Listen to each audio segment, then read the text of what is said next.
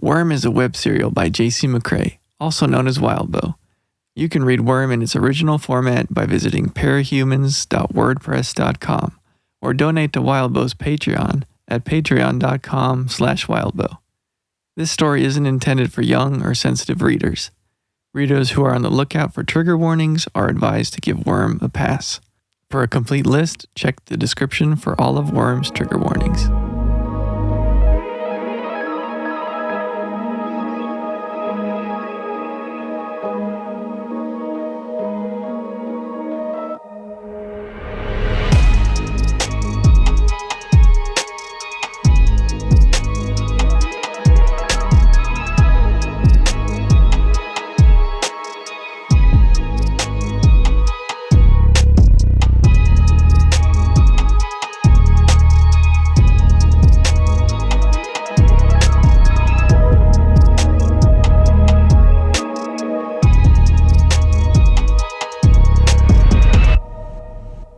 Gold morning, Brockton Bay.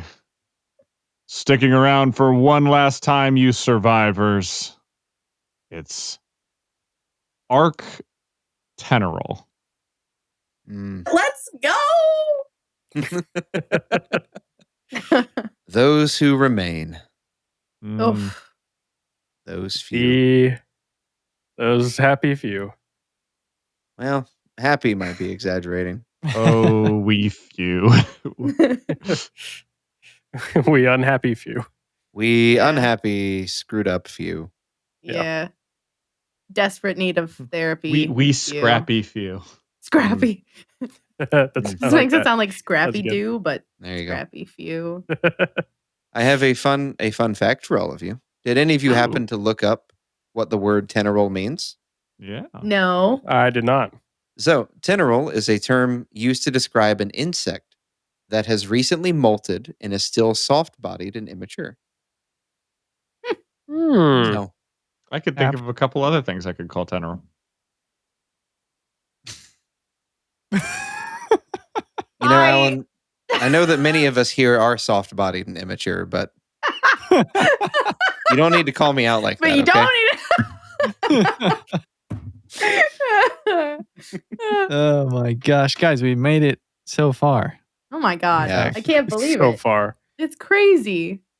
Yeah, last week felt like the end of the story and it was really emotional. But as I Mhm. was like reading the final chapter of the epilogue, it just kind of hit. It was Yeah. like, this is it. we did it. It's Yep. crazy. It's I the cried again. It was great. end, naturally, as expected. As expected. Yeah. Yep, Mhm. we really Yeah. This kind of has killed me been a little great. bit. I have some feelings. I have some thoughts. Great chapters. So Oh yeah. Oh man. should we Ugh. any pre-thoughts or should we jump in? did it. We gotta announce the merch, I was gonna say, right? Oh yeah. Oh, you should get your customary memorial Brockton Bay, Brockton Bay's sweater or sweatshirts. There you go. And we also have a Brockton Bay Book Club t-shirt. Yes. It's got a black collar, and you can't see because I'm wearing a thing, but it's got a black, Hey, the Black Ringer tee is what Very it's cool. called. It's got our logo on the front. If you'd like to support us and support the podcast and show off some merch that only fellow listeners will get, all if you made it this far, 7 of you. yeah. Great. Please, we've confirmed there is more than 7. There's There is at literally least- there's literally true. dozens of them. That's true. It's very exciting to know. But Absolutely. That's But yeah. all my business. You got Yeah. all the announcements out of the way. Yep. All the business. I- Yep. I will say that broadly, I find that epilogues are hard to do well, I think. Right? You've had the big climax for the story, you've had some sort of resolution, and an epilogue can be a dangerous thing because it can kind of ruin your ending in some ways, I think. Not calling out a particular children's wizarding series, but you know the one. But I do feel like this was a really good epilogue. It felt like a really satisfying little addendum to the end of the story. getting to see the effects of the aftermath of everything that happened, getting to see all the people we haven't seen as much of, and I thought that was really cool. It's a good, wrap up to it. Yeah. Puts a nice bow on it. Yeah. I've made my opinion known many a time on epilogues. I really enjoy them. I really like seeing characters after the fact. After, dare I say, a good time jump. I like seeing where they are. I like seeing and figuring out what's happened in the meantime. Yeah. And and this is this, like Nick said, you can do it wrong and ruin what happened before, negate even the conclusion of the story. And as a general rule, I don't think people do their epilogues all that well. It's sort of just like a quick, honestly, I feel like a page or two send off. Characters say goodbye or, are talking, and then that's the end of it. I enjoy that our epilogue here is proportionally fitting to the story. It is a whole arc. It is what, six? Six. Yeah, 6. Epilogues that feels appropriate, and I felt like I got a good amount. I enjoy stories that give a hefty amount of epilogue, because I think they're really fun. Yeah. This, you know what it reminds me of, Alan? You might be the only one who gets this. I'm not sure. And those in our audience who get it. But at the end of a Fire Emblem game, when you've beaten the game, yeah, and it lets you know who you got to hook up with who, and what happened afterwards. Ooh. It's a good time. It's kind of like that, but better. Yeah. And for that reason, I really enjoyed the ending of the Fire Emblem games. Exactly. Don't get off track. Don't get off track. Anna knows I had my spreadsheets for Fire Emblem, and a lot of it was about getting that ending. The Fire Emblem games, whatever. I don't think you gotta make understand. sure the supports are in the right place. And it was, as a sidebar, it was when 3 houses changed up how things worked. I was like, oh, this messed up all of the people I thought were going to be paired together. But it's just kind of how it goes, right? Also, time skip. Time skip pretty well. Yeah. Anyways, what are we talking about? Fucking nerds. Just a bunch of nerds, a lot of you. So good epilogue, though. Good epilogue. Yeah. Agreed. Good. I think Lord of the Rings does a good one too, just on the topic of good epilogues. Yeah. The books do in the sense of like, and here's what happened to everybody afterwards. Sam got married and had 5,000 children. Legolas and Gimli sailed off into the sea together.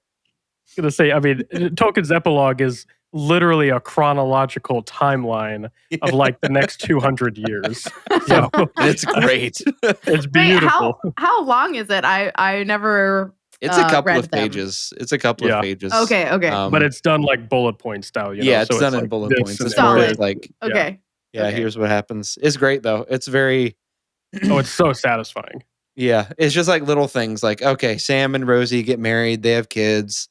Sam, they don't stop having kids. Basically, Sam, Merry, and Pippin take turns being the governor of the Shire. And it's like, Oh, that's so lovely. And Aragorn lives to be like 250 because of his Numenorean blood. Hell yeah. And has many children with his wife, Arwen. Yay. Merry and Pippin go and are buried after they die. They're buried with Aragorn in Gondor. Yep.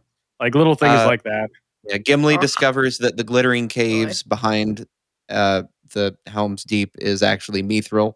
And so he crafts a bunch of Mithril stuff for everybody. And then, like I said, he's the only recorded dwarf in Middle Earth who gets to sail off with Legolas into the west. Into the unknown. Yep. So, and the literal last thing that Tolkien writes, I think, Tolkien, other readers correct me, it's been a minute since I've read it, is Sam building his boat to go sail, to go find Frodo. I think so. Which is just yeah. I get a little choked up. It's so beautiful. Yeah. So great. Yeah. Anyways, Speaking of good epilogues that choke Speaking us. of good epilogues. The have you in a chokehold. Yeah. Yeah. We getting into it? Chapter 1? Yeah. Let's do it. Ooh. All right. Speaking of getting choked. Yeah. Yamada! Yeah, so we open up with chapter 1 with Jessica Yamada meets with Ciara. I read it as Sierra. Sierra? We have a I've- Sierra though. Yeah, I have seen that spelling of Sierra before, though. I thought I thought it was my Kiara. first reaction was what's Hawk Girl's name in Justice League Unlimited or Justice League? Kyara or something like that. Yeah. Kara? I thought it was just is it just No, Kara, not Kara? The one Supergirl. Okay, Oh, you're we're right. getting distracted. I'm gonna say Kiara just to give us a difference. Jessica Yamada meets Kiara, once known as the Fairy Queen. Kiara ends up debuting as Valkyrie, coming out as a official goody two shoes hero, and then meets up with Riley and the Goblin King. Riley, as we remember, is Bones Up. Yes. And the Goblin King is Nilboog. Nilbog. Nil Bogey. Yes. Yep. Nil Yep. Bogey, man. Still hanging around. Yep. Gosh. Yep. Yeah. Once again, any arc that features Jessica Yamada, I think, is a Oh, absolutely. favorite. 100%. She I is a absolutely queen, love her. and it's pretty great. I love how chill she is through that whole interaction. She's like, her life gets threatened multiple times in different ways. And she's like, and tell me how you feel about that. She's like such a great therapist answer. God, she's fantastic. Ugh. She reminds me a lot of the therapist in Rick and Morty, where she's like, Mhm. it's like, how you gotta just have the just cleanest, purest mind. You are the best Yeah. at your job to have to deal with all of You're this. a good Yeah. person Yeah. Just got it figured out. amongst Yep. all of the crap. Yeah, that's the voice I hear in my head when I read her. Yeah. The voice 100%. actress. You got to wonder who's her therapist, because that person's got to be even better. Oh my gosh. It's just a chain of more and more Who's powerful the therapist therapists for the therapist? Yes. Yeah, like the until you get ultimate to godhood. the ultimate head of the therapist cabal. Absolutely. They're like, It's like- they like inner eye open, third eye. Like they're so self-aware. They who therapize. They're Therapy. yeah. But who therapists the therapists? Or maybe it's more like a massage train, where they're just all in a circle Yeah. therapizing that each was other. my thought. Yeah, Yeah. that they all help each other and they all talk to each Okay. other. I do like So- the idea of a therapist cabal either way. Yeah. That is definitely how they operate. No, I was. I remember. I'm pretty sure I was listening to Brene Brown, which everybody should do. But she has a whole thing where she talked about she had to go, because she's a maybe it wasn't her, but so this person was a therapist, and they had to get therapy. So they had to find somebody who specialized in giving therapists therapy. Nice. And it's a lot of I know what you're doing. You're doing this thing. And they're like, so what if I am? Don't patronize me. Yeah, that'd be tough. I know your Would you let games. your clients get away with this? I would never let my clients get. Then why are you doing it? Oh my Interesting. gosh. Ugh. Oh man. Who is it who interrupts them? I can't remember. Is it It's Chevalier, isn't it? Chevalier. Chevalier. Ooh. Chevalier. Sorry, I'm sorry. I said cavalier. like a scrub. Caviar. Oh, yeah, it's definitely Chevalier because I just Chevalier. have Sorry. fuck off. Chevalier, Chevy. yeah. Thank you. Yeah. He shows How up dare at the he? How dare worst he? possible time. He's so Yeah. rude. He's so rude. Does he She's not like, understand how I therapy told works? you not to fucking bother me. The worst part is though, is that she knows how important this is. I can't be interrupted. And he's like, hey, so I know that you said not to interrupt you, but I'm gonna do it anyways. And we're gonna have a really quick conversation right outside where I know she can hear us. And she comes back and she's like, so you overheard that, right? She's like, yeah, oh yeah. For what? And for Yeah. what? For what? I know. It Like, was it's not like it was like, oh my gosh, the city's about to be blown up. Yeah. Like, Ugh. it was, hey, I wanted to get a word in Yeah. the middle of a therapy session. Is that Ugh, it's cool? such a I'm going to ignore power you move. anyway. Lost a few respect What a points tool. there. Yeah, come on, Chevalier. What are you doing? Yeah. What are you doing, man? Also, I don't know where it was said, but the phrase "she was technically legal." I'm sorry. I think it was What? involving drinking alcohol, maybe. Oh. But- Yeah. Yeah, please provide context in the Context future. is very Yeah, important. next You know what? No time. context. Jesus. I just have that. We're written all like, down, how did just- we miss this horrible moment? Hold on. No, it's I when they're got you. celebrating her debut, and they're like, "Oh, she's not old enough to drink, right?" And they're like, "No, she is. She just looks Oh, young." yeah. Oh, right. And right. she's She aged says it to herself up, herself. She too. says it to herself. No, it's Yeah. she's in with Yamada, and she makes herself like a drink, basically. She has one of her, I guess, ghosties makes Mhm. her like a little drink. That's right. Which I Yeah. assumed was like a hot toddy. That's Let's hilarious. see. She lifted Shirley the steaming Temple. mug to her lips. The smell of the heavily spiced mead flooded the room. Ooh. Therapist hadn't commented. She was technically illegal, however young she might look. And Yeah. then they continue on their conversation. So But, one of yeah. her ghosts is just a bartender, like a super powered bartender, basically, Hell yes. Yes. which is Oh, yes. amazing. Like, We talked about throwing out the idea of like a show we would like to see, and it was Oh, like yeah. a dive bar for supervillains. And it's like we Yes. talked about Coil's sniper being the guy who mans the bar, but the real answer is that Now we know. guy. Yeah, yep. Well, she way uses better. the fire singer to heat up the drink. She like puts Yeah. her finger, in the mug Classic. to steam it up so that it's warm.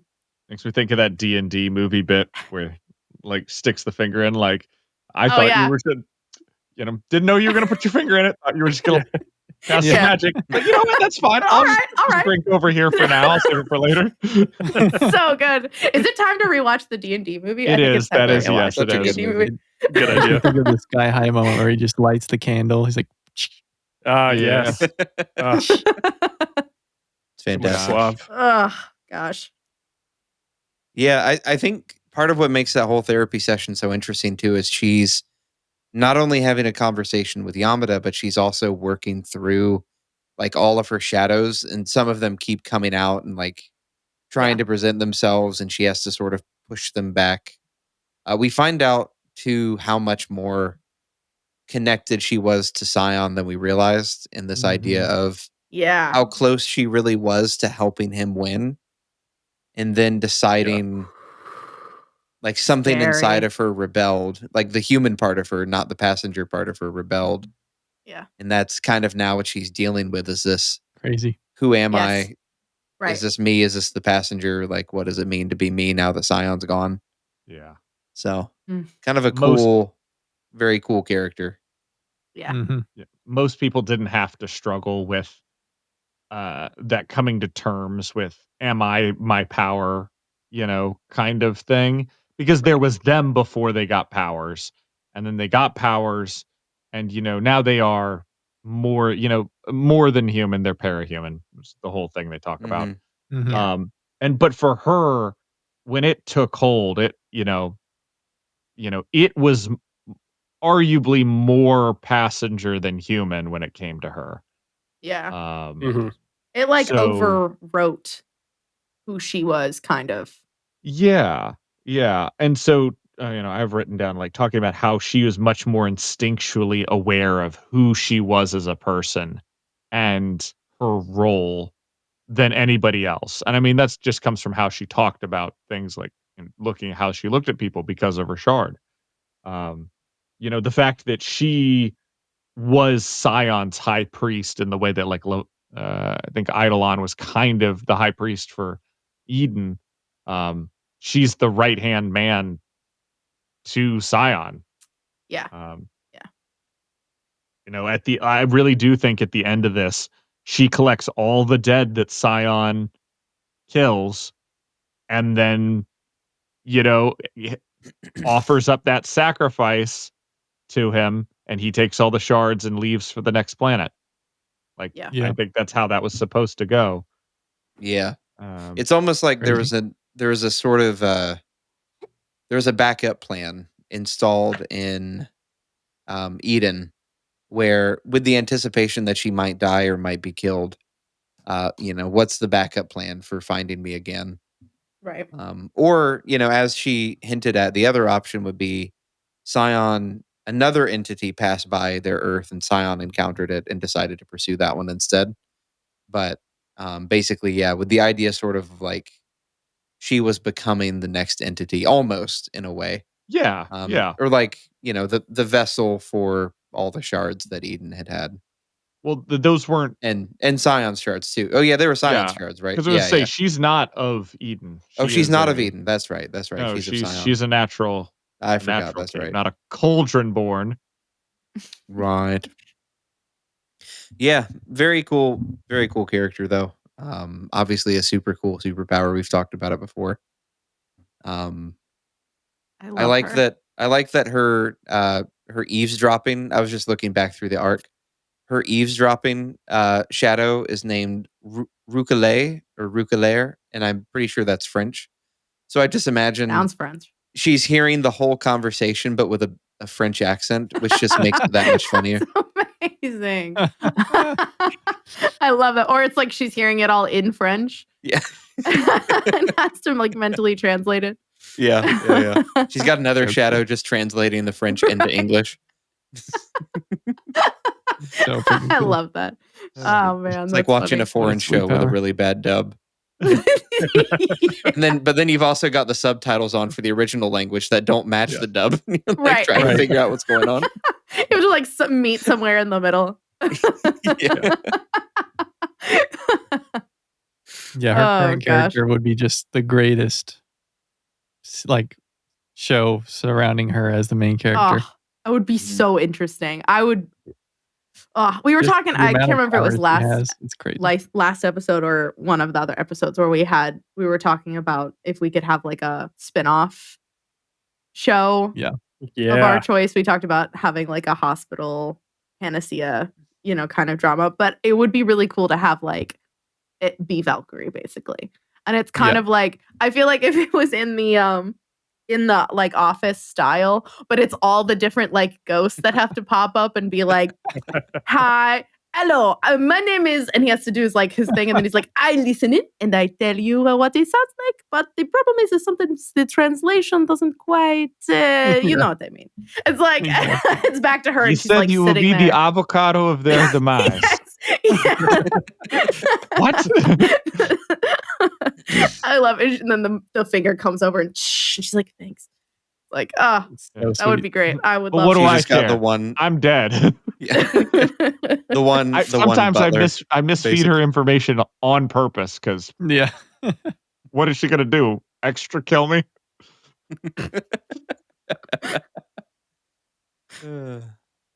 Yeah. Nick, you were it's so saying? cool. No, I was just gonna say it. I can imagine just the one character who's basically her butler. It's just her Alfred, but it's just a shadowy figure. Yeah. Fantastic. So cool. But yeah, she gets to debut as a hero now, Valkyrie. So Mhm. super cool name change. Good choice. Yep. She ages It's, up. She ages up. Lets herself age up Weird. a little bit. Weird. I love that she's been storing time. Yeah. Yeah. She's been using Schwartz Tante to store time. What? Say that again for me. Schwartz Tante? I'm not saying you're saying it wrong. I just want to hear you say it because I wasn't Is that the name of it? pronouncing. I believe so. I It's didn't like remember. Black Auntie in German. Oh yeah. Okay, but say it. Schwartz-Tante. Yeah, Schwartz as in Schwartz-Tante. black. Yep. And Yes. Tante is like your Okay, thank you. aunties. Yeah, no, I just Cool. wanted to hear it. That wasn't me Yeah. doing that thing where I ask you to repeat it because I'm making fun of you. That was I wanted you to repeat it because I wanted you to repeat it. You know, I'm really self-conscious about the fact that I've I'm s- lost all my German. No, I'm sorry. No, that was purely because I couldn't a remember how cool it was word. spelled and I didn't know how it was Yeah. pronounced when I was reading it. Yeah. I just forgot that was the name entirely. But yeah, it's this kind of cool idea that now it's allowed her to age herself up. So now she is 19. not really 19 still, but looks Yeah. 19. So, good enough, And I she guess. can technically draw on that to continue like sipping years. Kind Yeah. of. Yeah, Right. whenever she can kind of age at her own pace. Sort of like Alexandria, how when she triggered when she was like 18 or 19 and just never really aged after that. Like Was it like 16, 15. 15, I was gonna say, I 16? think she was Yeah. younger. And she had Younger. to wear makeup because she never aged. Yeah, Yeah. Had exactly. to like make herself look older. Exactly. Yeah. So it's kind of a similar thing. Or even with Bonesaw, how she started aging her. Yeah. She like prevented herself from aging up. She removed Yeah. that biological function from her Yeah. body. Which I mean, I guess would be easy. You just hormone blockers. You just shut Yeah. that Hormone down real blockers. Hormone easy for blockers, and both of us. you got to take out the growth plates, I guess. Yeah. So you don't Yep. get any taller. But yeah, but then she started aging herself up as well, right? Yeah. Yeah. So there's kind of I don't know, thematically there's kind of a weird thing there about aging up and becoming more mature, maybe. Taylor becoming more mature as well throughout the story. In some ways. I don't know. I mean, once again, I just re-listened to this part in a previous podcast, so it's fresh on my mind. The problem with Taylor as a protagonist is she is a major narcissist, but the problem is she's right every time. It's so annoying. So So, like, obnoxious. you're almost tempted to say, well, if anybody deserves to be a narcissist, I guess it's the person who literally is doing the right thing every time. Yeah. Once again, she gets so much shit from the PRT, despite the fact that she's never lied to them. She gets shit she's from only me too. ever she's only ever come to them being like, guys, there's a big problem, and they're like, Yeah. I don't know. The last time there was a big problem, it was you were correct, but I don't know this time. But I don't know about it. You've never lied to us before, but why should we start trusting you now? If we trust you on this, where does it stop? Where does it end? Oh, God. Yeah. Anyways, Like the paranoid response team. Absolutely. What are we going to do? Trust all the villains? Can't do that. Can't do that. It's true. Any more thoughts on first chapter? Yeah.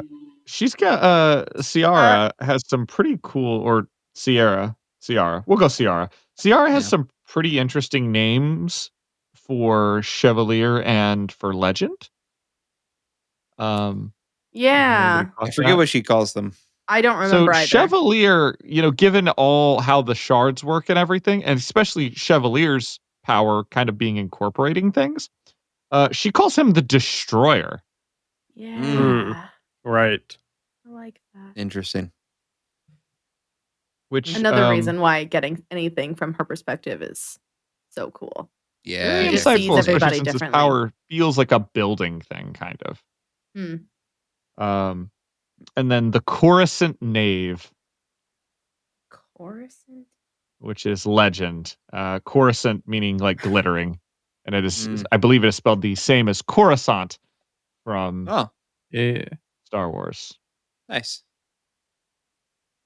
I guess. Obviously knave meaning fool, so he's the glittering fool. Which kind of tracks with Legend. Just as a side tangent, assuming the internet is not lying to me, which why would it? Ciara is an Irish name and is pronounced Kira. Kira. Okay, the one way I was not expecting that to be pronounced. Leave it to the Irish, though. Kira. Why should Glastig Wenye be any things are lest we forget. One of my favorite little podcast clips is Theo Vaughn being asked by an Irish person to pronounce Irish names, and then he gets the spelling, and then he just cannot. You need to look it up. They're all like that though. It's really great. Yeah, my favorite is Siobhan. English wasn't their first language, so Siobhan's a great name. Yeah, Siobhan's great. The spelling, it doesn't look the same at all, but it cracks me up. Same with what's the actress? Saoirse. Yeah. Saoirse. Not how you spell that, but that's fine. No. They have their own way. It's crazy. How is Siobhan spelled? This is a whole rabbit like hole we can go down. Siobann. Shoei. It's like Oh. Shoiban or something. It's I think it's Siobhan. Bhan. Yeah. It's crazy. I love it. Beautiful pronunciations, but the wrong Yes. alphabet. How is it again, Jacob? Siobann. No. BHAN. What we're supposed to call her? Oh, Kira, like Kira. Kira. Yeah, Kira. Kira. Like Okay. Shakira. You know what? Okay, got it. Like Keira Knightley. Yes. No, hers is actually Kiera though. Hers is Kiera. Yeah. Anyways, Hers is E-R. There's 2 R's. Yeah. Kiera. No, there's just one. Hold Yeah, on. just I one. think Yeah, you you're pronounce right. it You're absolutely right. Kira Knightley. Kiera. Yeah. Knightley. Yes. Anyways, names aside. Kira. 30 how to minutes pronounce into things. this in one Kira. arc or one chapter. I mean, this is just typical, right? Kira. Yeah. He meets with Riley or Bonesaw and Yes. Nilbog or the Goblin King. I love Nilbog. He's Yeah. horrifying. Nilbog Nilbog seems like he's doing better, honestly. Yeah. Okay, I'm just hot take.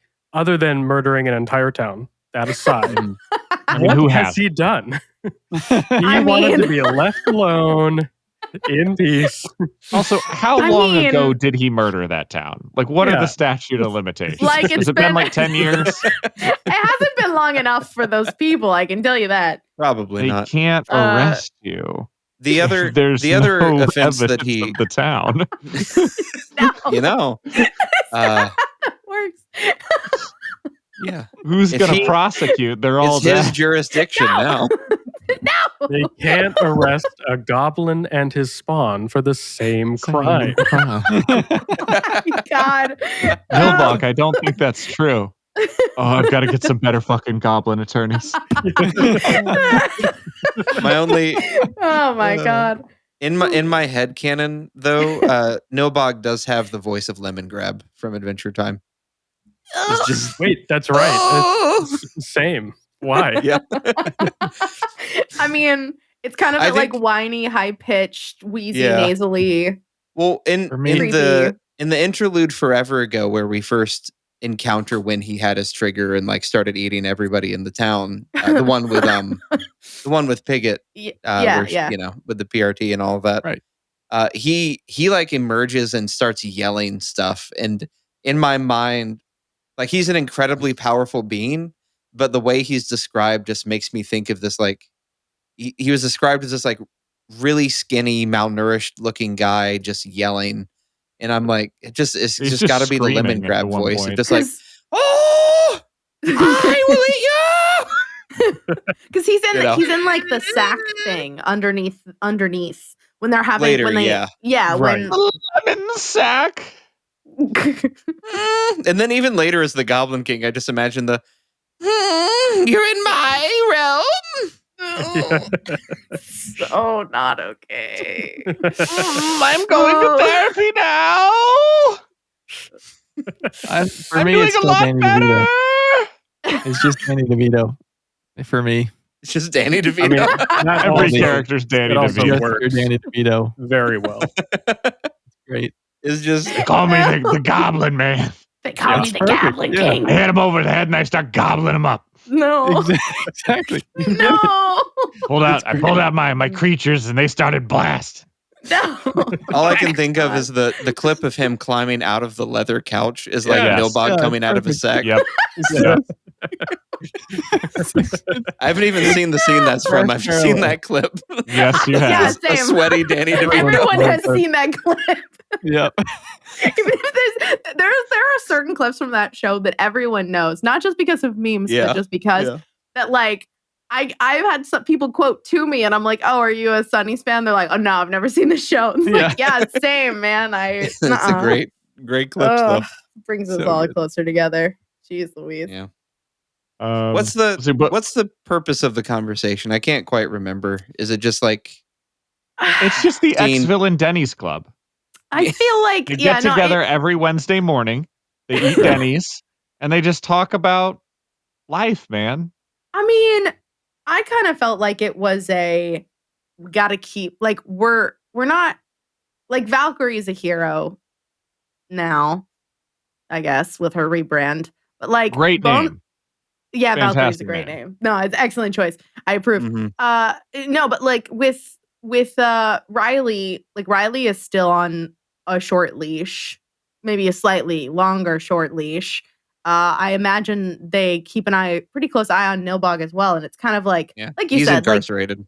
yeah, like the band back together a little bit, but like I also kind of feel like they can't quite let go of that, like we gotta taunt the heroes a little bit, like attitude of like we can't show that we're truly tame, and so it's like, well, we're gonna get together in this kind of dark, it's like a wing, like a darkened wing of a hospital or the PRT building or something. It's like there are cameras, if I'm remembering this correctly, please correct me if I'm wrong.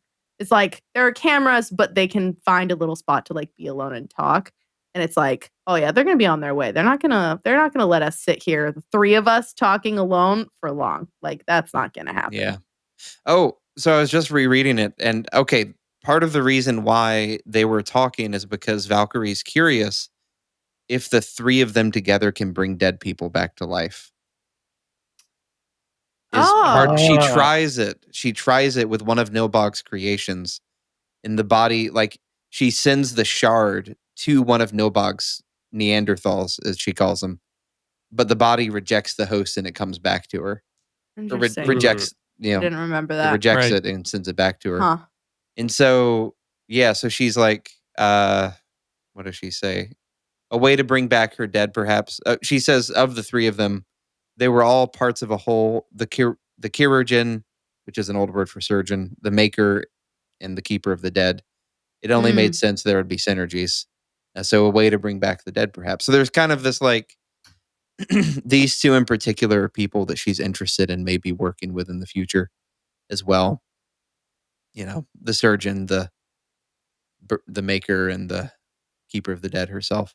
So kind of an interesting idea, kind of hints that maybe, in future stories, she might be experimenting with some interesting things. Very interesting. Just bopping back real quick. When Valkyrie steps out and announces, we're the new heroes, and the people go like, "You already made a triumvirate over again?" Right. Like, how stupid are you? Do we not learn from last time? We never learn. The first thing you got to know. No. Never learn. Nothing Who's was learned. Never does the new anything one? good for you. Is it Legend, Chevalier, and somebody else? And Valkyrie. Valkyrie? Is she the? Yeah, they're the three standing on stage when. I didn't realize that she was now out. part of the. I thought she was at the bottom. She's not part of the big three. There are just significantly three big people standing on stage. And the guy goes, like the guy in the crowd's like, "Are you serious? Are you doing another triumvirate?" No. And they're like, no. She's starting at the bottom. It's gonna be fair. She gotta work her way up. Give her at least 3 days. Also, did you catch that what they're calling themselves now? Because they're no longer the Protectorate. First off, that was a stupid name. I didn't think it was a stupid name. Now people were getting it confused with like the Proctorate all the time. So like, it was just a whole debacle. We're not gonna dwell on that too much. Oh my god! People would come in to take tests all the time, and they're like, "This is the exam building. That's the other building down there." It's just, it was a whole thing. And like the fact that the PRT, everybody thought that the PRT was like short for Protectorate. Yeah. And not the parabola rebound talkers, truth tellers, whatever they would. What? Pretty round titties. Yeah. Penis reduction team. I always wondered. Chevalier needed that team stat. One thing he could never compress. Oh my! Well, he's got ingenue now, so he's good. Yeah. We'll get to that in a second. Okay. But yeah, Legend gets up there, swears a bit, which is new for him. Good for him for I'm stretching so his proud of muscles. him. Yeah. Do you think stretching him his and legs a Riley little took bit. swearing classes together?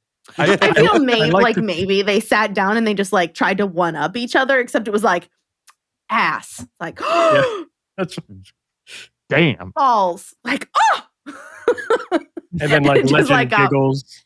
He's like, Yeah. oh, that's what it Ooh. feels like to be bad. Crack. oh, that's enough for today. I see why you all do it. It just feels so good to be bad. I love it. And that's how Legend becomes a villain. You start swearing, where do you stop?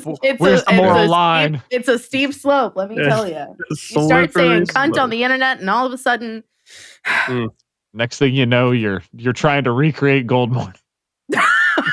Trying to feel something. You get that high. The first time you said shit, and you're just chasing that tail. Imagine how Legend goes around to like all these like rehab groups and AA meetings, and he's like, "Listen, I used to be right where you were. I would say things like, but."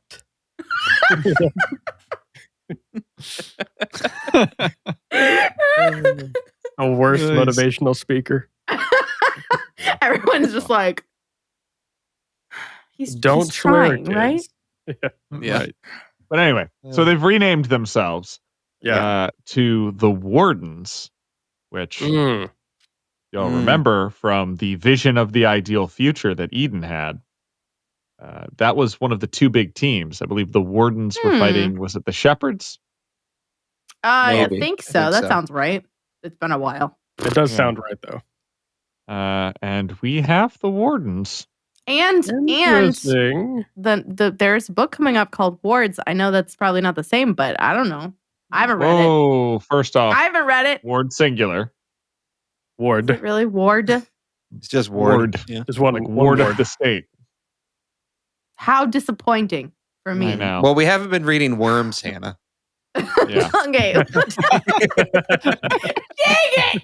Take that, you worms. Roasted cheese. Doesn't have the same ring. It's fine. Yeah, Wildbow doesn't like his plural titles, does he? No. That's not. He's got what? Pact. Oh, I Twig. read a thing today actually that was Stink. like Claw. the post that he had written right after he finished Worm. It's like the end of. Yeah. And he had a list of like all the future upcoming books that he wanted to do in their like genres.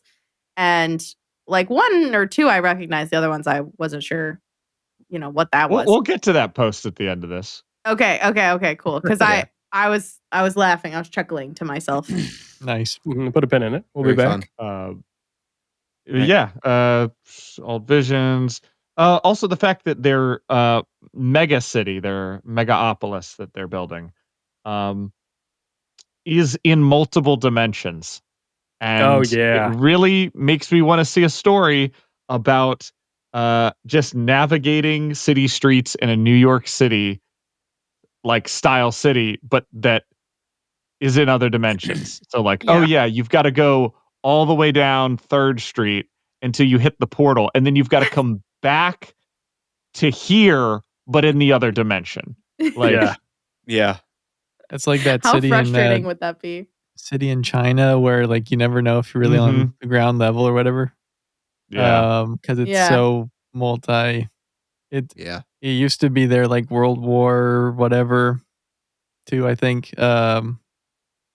like where everyone moved to during the war, and like all the bomb shelters are now actual buildings and like roads and like it's crazy. You never know what. Yeah. This looks like Night City from Cyberpunk. Yeah, that's what I'm imagining. Yeah.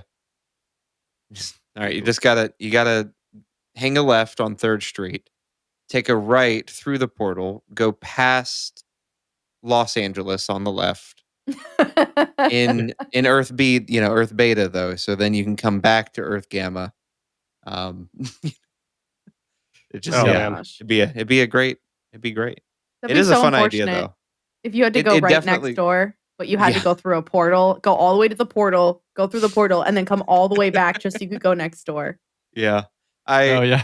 It's like this. I imagine it'd just be this really weird, like space, right? Where it's like one of those. It's like the thing in Squid Game where it's just like stairs that are all going everywhere, but you can't tell how they're connected or where they're going. Yeah, It's right. like, oh, I went Ooh. up this staircase, but now I'm further away from where I wanted to be, Yeah. even though I thought I'd be closer. What's the name of the guy? Alan knows. We went to see the museum. MC Escher. Escher. Thank NC you, Escher. Yeah. Escher. Yeah. All the weird staircases and such. Yeah. The optical illusions and such. Yes. And the stairs that go nowhere and the mazes and stuff. Really cool. I don't have a brain for that kind of stuff. Yeah, it's fun. Really weird. A lot of his work was wood burnings and stuff. Oh. And stamps, Wild. like carving, and then doing stamps. So you had to do like the inverted. It was really Wow. cool, Yeah. actually. Yeah, Cool. we went to go see the museum collection they had here. It was fun, really fun. Nice. You know what else is fun? Sponsor Chapter of this 2? podcast. Oh, Product and Sure is, service right, Hannah? Sponsor that podcast. sure is. Is it me? Yeah, it's always you. Yeah. Is it me, Jesus? It's Very me. nice. Let's go for it. Chapter 2. At this rate, we'll be done by 3 a.m. Yep. Oh, that's true. We have spent 46 minutes on chapter 1 alone, and we still have 5 more chapters. So, okay. All right. Chapter dose, or I guess epilogue dose. A warlord terrorizes. Gets a visit from Imp and the heartbroken children. The heartbroken children, not the heartbroken children. Yeah. And then Imp and Shadowstalker catch up like old times. You want to call it that? Yeah. This is the one I remember the most. Every time I think of the epilogues, this is the first one to come to mind. Oh, yes. Continue, and then I'll say something. Sorry. And despite this one being the one I remember the most and the favorite, I forgot that it's in winter because for some reason the vibe is like Mad Max. And No. I Mad don't Max know in why that is wintertime. in my head, that it's like they're in like a dusty cave when this happens. No. That's But funny. it's in the middle of winter. Yes. And that's That the was- whole thing. And That I was- just yeah. No, I caught on to the like Viking warlord vibes that Nero was giving off. You know, trying to be like a Skyrim Thane over his people. Yes. Yeah. Absolutely. Total Thane. Oh my God. Mhm. No, okay. So I don't know if you guys remember this. I can't remember if I said it on podcast or off podcast, but there was a section that I very vividly remember. And as you all know, with my wormnesia, I don't remember jack shit. But I was telling Alan, I was like, oh, I do remember a scene from Ward, and that Imp is in Ward because of this scene that you told me about. And I distinctly remember it's like in the snow and they're driving this car. And then I was reading it and I was like, oh shit, I was actually not remembering that at all. I mean, I was, but Yes. I was remembering it wrong and not from Ward, which was very saddening to me because I was pretty convinced up until this point reading this that we were gonna see more of Imp in Ward, and now I'm sad. I'm so sad. But it was, I feel like I mean I enjoyed it. But this was what I was remembering. I was just remembering it completely incorrectly. So, But yeah, it's good to see Imp again. I freaking love her. I feel like she got so interesting and so funny near the end, and it's like, okay, well, cool. That's the end of that, I guess. So I'm happy with the fact that she got her little. Yeah. Maybe this is just because epilogue. Taylor's gone, and now we don't have that like biased lens of like, oh yeah, Imp's just a little shit. Maybe. Maybe. And now it's like, no, actually, Imp might be really. Is Imp really cool? Is Imp really cool? I think Imp is I think actually so. really I think cool. so. It's yeah. actually pretty cool. I love Imp. Oh my gosh. And just the fact that she's basically adopted all of Regent's siblings. Yes.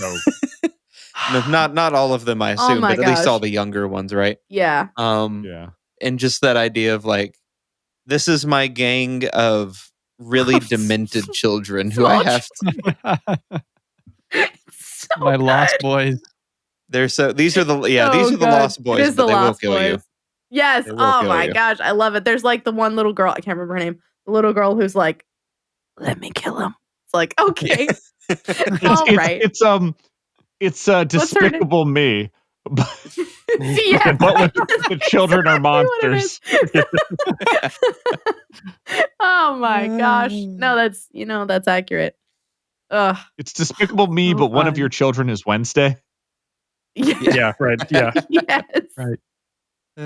I love too in this section how Imp she keeps trying to make like historical references, and one of the kids is like, so funny. "No, you got the She's wrong trying like so historical hard. Yeah, figure." just out of nowhere, finally just goes Nemo. Or like Yes, Nero. yes. And she goes, Nero. what? His name Name is Nero. Nero. Yeah. What? It's not I Nemo? thought it was Nemo. What? It's so good. Oh, come on. Because she had him rigged What the up like a fuck? fish on She's a like, hook and I had everything. so Like many, her I whole had so many thing. jokes. Yeah, her Yeah. whole thing was planned out so that she could like hit this fucking bit. It's so good. Wow. They're making No. like what, 20,000 League Under the Sea references Yes. or whatever. Yeah. Right. Yeah. Yes. Yes. She's trying to And make then- fish references and it's just not. And then Yeah. she tries like a off the cuff Nero joke, and the kid's like, Yeah. It's like, Eh. no. "Whatever, No. you tried." Mid. She's like, okay, look, I didn't have any time to plan. It's so funny. Oh my gosh. I loved that. I was cackling reading those bits. It was so funny. Oh, I just love that. And if you didn't have the kids there, she'd be like, you know what? Forget all this. And then like leaves and he's just in the room. He's like, what was going on? What just happened? Well, I'll be back. She does that. She does it a couple of times where she's talking to them all and they're like laughing at her. The kids are like laughing at her because she's getting it wrong. And she just like bops and bops back in again. And she's like, where were we? And then to try and like make them forget so she can like retcon the whole conversation. So funny. Oh my God. I want more of that though. Cause like, here's the thing. Al and I, we kind of were talking about this a little bit off podcast about Wildbow when he writes funny shit. It's fucking hilarious. And I don't know why, but he doesn't. It's like, Wildbow, listen to me. He is Taylor. Sometimes it comes across like you don't think you're funny. Like there are scenes where you write something like, oh, sorry, this is a bad joke. Like, don't apologize. It's fucking hilarious. And we all love it. There's no need to apologize. It was funny. It was very funny. I laughed out loud alone in my house. So don't, there's no need to like, oh, sorry guys, my jokes are bad. No, your jokes are great. Never change. Huge fan. Huge. I'll get off my soapbox now. You're right. Alan and I had a whole conversation about this in the car. I'll tell you right now. We had a whole conversation about how I don't think Wildbow thinks he's funny and he's hilarious. Absolutely hilarious. This just proves it. Write more funny stuff because it's very funny. Don't let anybody tell you different. Oh man. Yeah, it's a great scene, and this wannabe warlord, I don't even know if we even find out what his powers are or if he even has any. He does they do mention it. He does tracks doesn't he people, do like doesn't he? Huh? Doesn't he track people? I thought he did like tool manipulation. Kind of like you're teacher, right. but No. instead of powers, it's like with tools. He has or with teacher teacher stuff, powers. maybe? He has Yeah, but powers it's from like teacher. But his like focus is tools, I thought. So it's I'm gonna all look it it up. says is Nero claims that he you was looked good it at up already. finding things and finding people before he triggered. His power allows him to create a couple of things that he instinctively knows the location of, enabling him to tag people and track them. And then teacher later unlocks his power so he could create more things. So, so we were all right. Loving the happens. Yeah. So he's a everything. good tracker who can also make tools. Basically, it seems kind of like if he knows about something, he can try to imitate it, is sort of the idea. It seems like, and he can also track people. It's like just He's like just he Mr. has PI. awareness of like awareness of objects and people. What'd you What'd say, you Michael? say, Michael? He's Mr. PI, Mr. Private Investigator. Oh, okay. Oh yeah, The it could have ultimate been. private investigator. Could have been if instead he If the didn't world want to. hadn't fallen to shit. If he didn't want to cosplay as a shirtless Viking villain. Exactly. Who doesn't want to cosplay as a shirtless Viking villain? You tell It's a me. pretty good vibe. I mean, you got abs It's an like that, you got to excellent show them vibe. off. You know? You just have to. gotta, Paul. There's a rule. It's a rule. It's written True. down in the rule of abs. I don't know. Yep. It's true. One of the things I found interesting about this chapter was Imp here protecting children and people in general. She's Mhm. got these kids. She's reading, and Yes. she is concerned about preserving a legacy. Mm-hmm. All things that, Taylor was doing and kind of trying to Mhm. Yeah. impress upon Oh shit. them. Mm-hmm. So, like, Yeah. does she just want to be Taylor? No. Well, she like- talks But she a looks lot up- about Taylor though, as like Yeah. when she's talking with Shadowstalker, I think they talk about Taylor's legacy, Yeah. and Imp uses it mockingly to be like, well, her legacy's a lot better than yours is, you Yeah. little bitch. But just You like weenie. this idea of wanting to live up to that legacy of being remembered, even if you're not remembered necessarily by everyone as a hero, the idea that you tried to make the world a better place in your own way. And that kind of seems like what she's doing, right? Like she's rescued these children, but obviously she's also using them to terrorize people like Nero, Like but for Taylor. good reasons, Oh. like, right. kind of like Taylor Taylor did, would've. right? Yeah, exactly. Like Taylor with her bugs. It's like, no, So listen. Taylor would have terrorized the children as well. Exactly. Okay, look. Not on purpose, though. Not on purpose. She would have had an excellent reason, Yes. and everyone I would mean, have From the trusted sound that of it, these reason. children deserve it. Yeah. I mean, they're pretty messed up. Juliet's the one, by the way, who's like, Juliet. so yes, can yes, we yes, kill yes. him now? Can we kill him now? Samuel's- Like, Samuel's the no. older one who's like, no, it's okay, No. Juliet. Next time. Sorry. You'll get him next time, Beb. Another time. Yeah. But Then- in that, it's interesting because there's because we've also had other people kind of take on the legacy of Taylor. Like Tattletale clearly has, has this living up to what Taylor wanted with Brockton Bay and stuff like that, and has continued that when Taylor was absent and also when Taylor has been dead. Rachel clearly took like everything that she gave to heart, talking about how she sits in on meetings. She's like been trying to learn how to read, like, very clearly took what Taylor said and has been like going with it and thinking about it and thinking long term about things, like trying to expand their minds.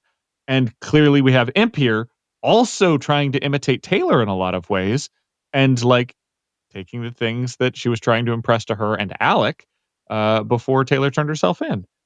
And then finally, in that spin on what Imp has taken from the legacy thing, she also thinks about her own legacy for like herself, because she keeps other people's legacies alive because she doesn't want to disappear, which is something that she kind of mentions that she's afraid of, like for real, because she has to take an active effort in preventing the ability from taking over. Right. If she dies, she doesn't know if everybody just forgets about her. What happens? So she is very concerned about not just her legacy, but she is concerned about if her legacy won't last. And if that's so, then trying to keep other people's legacies alive through her because those will last. Yeah, the Imp Shadowstalker conversation is maybe my favorite moment of the entire serial. To me, it sort of encapsulates the theme of the story, in my opinion, which is this pursuit of immortality, which is a really prevalent theme in a lot of like fantasy and sci-fi. It's like I mean, it's like one of the oldest themes we have in imagination is like surviving forever. And the entities, that's their goal ultimately is total immortality. A lot of characters are working towards that. That's the general vibe. And Taylor very much is, in the sense that the way we achieve immortality in a mortal life is to do something deserving of eternal remembrance so that you are just never forgotten. Kind of what you're saying there, Alan. And this conversation between Imp and Shadowstalker just perfectly encapsulates that goal of Taylor's. Taylor's story is tragic. She doesn't get the resolution of her story, but everybody else does. And when Imp is explaining to Shadowstalker that Taylor won, that she will be remembered forever, far more than what Shadowstalker could ever hope to achieve. It's like this conversation between Taylor's past and her present and her future, and seeing this clear divide over where she came from, what Shadowstalker kind of represents and what she's going for, and this future that Imp sort of embodies with, like you're saying, this building of legacy and this sort of eternal memory that people are going to have of Gold Morning and surviving. And the fact that the nail in the coffin for Shadowstalker is that ultimate knowledge that she lost to Taylor is just beautiful. She will never do anything that equates to Taylor's contribution to the world, and that is just like it. It's the ultimate victory. It's beautiful. It's like, this is the epilogue to me. I just love it so much. Yeah.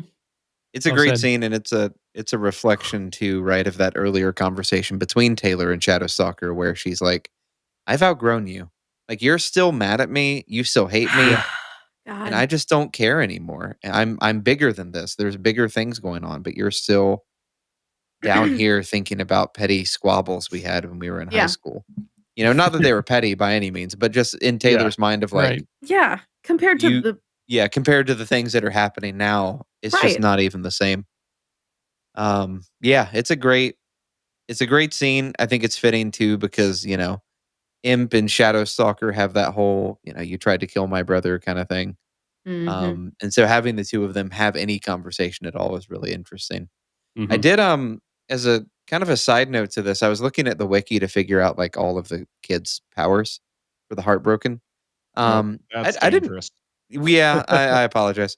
I didn't realize that is it sorry, not to interrupt. No, it's not a spoiler. Not a spoiler. I was gonna say, is this a ward spoiler? No, not a ward spoiler. I'm pretty sure because this happened in the past. So, because it was that question of like, oh, how did Aisha get all of these kids? It's like, well, I know it's alluded to the fact that she killed Heartbreaker. But the line that got me was like, with the assistance of Citrine, which I thought was really interesting. I was like, oh, I didn't know Citrine helped her kill Heartbreaker. That's kind of it's a fun because she was one of Accord's people. And so her thing was kind of that nullification field. So it makes sense that Aisha might ask somebody like Citrine to help her take out the emotions guy. Gosh. So, but yeah, I was just looking mostly for the main kids, because you know, and it mentions Cherie and you know Alec, and then a couple of the other ones who weren't there. But yeah, Samuel is the boy. He has the ability to get accurate information by torturing people, and has the ability to sense where people are. You know, no, but it works. Okay, it's torture that works. Yeah. All right. Juliet can physically paralyze a person as long as she is standing still. And the other one mentioned Florence.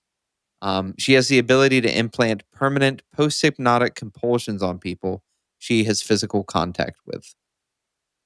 So basically, that's why the whole like I'm a little teapot thing, where they're forcing Nero to do things. Yes. Okay, like that Imp tracks. is saying, that makes sense. Basically, Imp is saying you're not going to sell drugs anymore. And Floor gives him that impulse, that post-hypnotic impulse, but he's under hypnosis singing I'm a Little Teapot the whole time, basically. Because I was trying to understand like what her power was exactly. And trying to figure out exactly how that functions. So it's a very interesting group of kids. I didn't try to read any more past that because I didn't want to spoil anything, but those are the things that stood out to me. Do we see more of them? There's a lot more named in the wiki. I don't know how significant they are. There's a lot of heartbreaker kids. Oh yay! I mean, he's got a bunch of them, right? He had so he had a excited. few He has women. I was gonna say that's all he A basically few. did. He had a harem. Yeah. Yeah. Yeah. That was his full-time job. Yeah.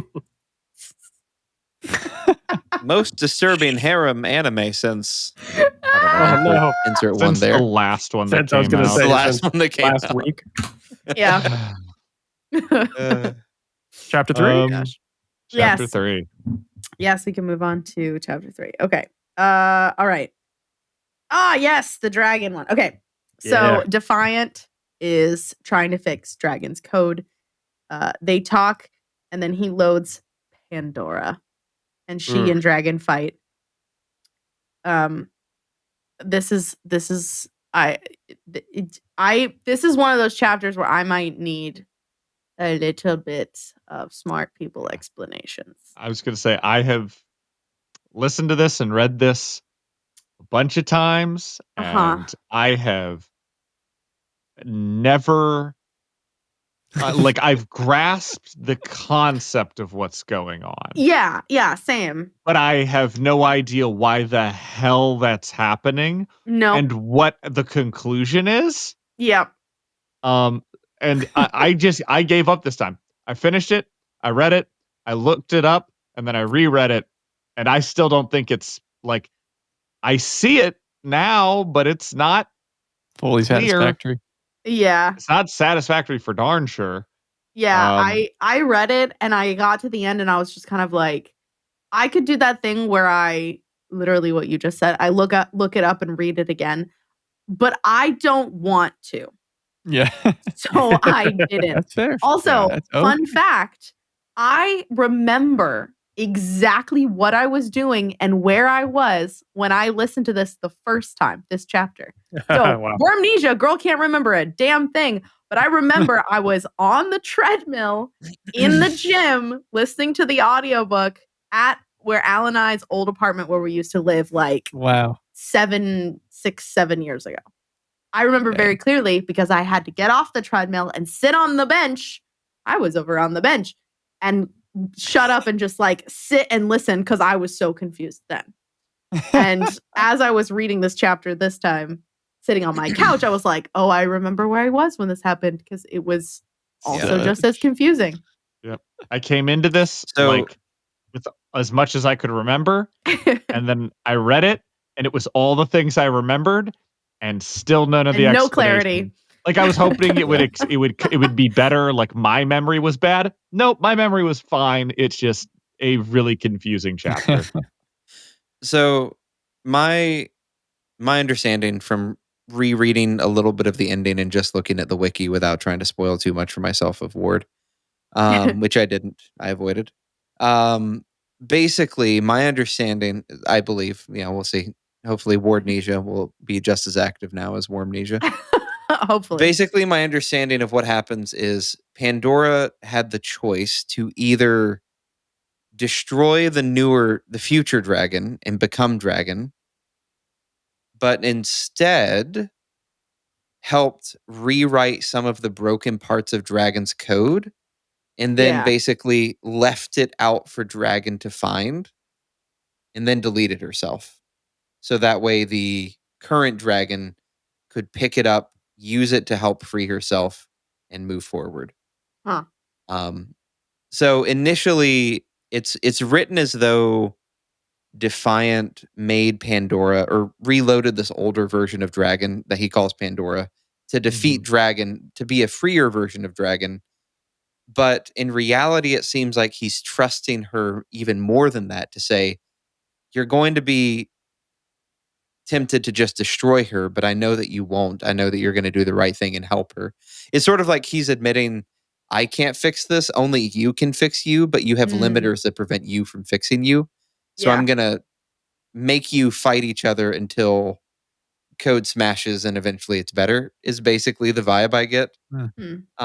Because I was looking back at the arc where she's at like the keystone, and she says basically, instead she laid all the pieces in place. She couldn't explain, there wouldn't be time.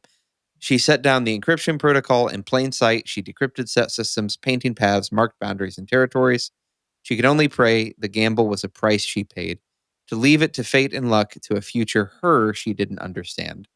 And then, looking through cameras at Defiant and Dragon, Pandora deleted herself. Mm.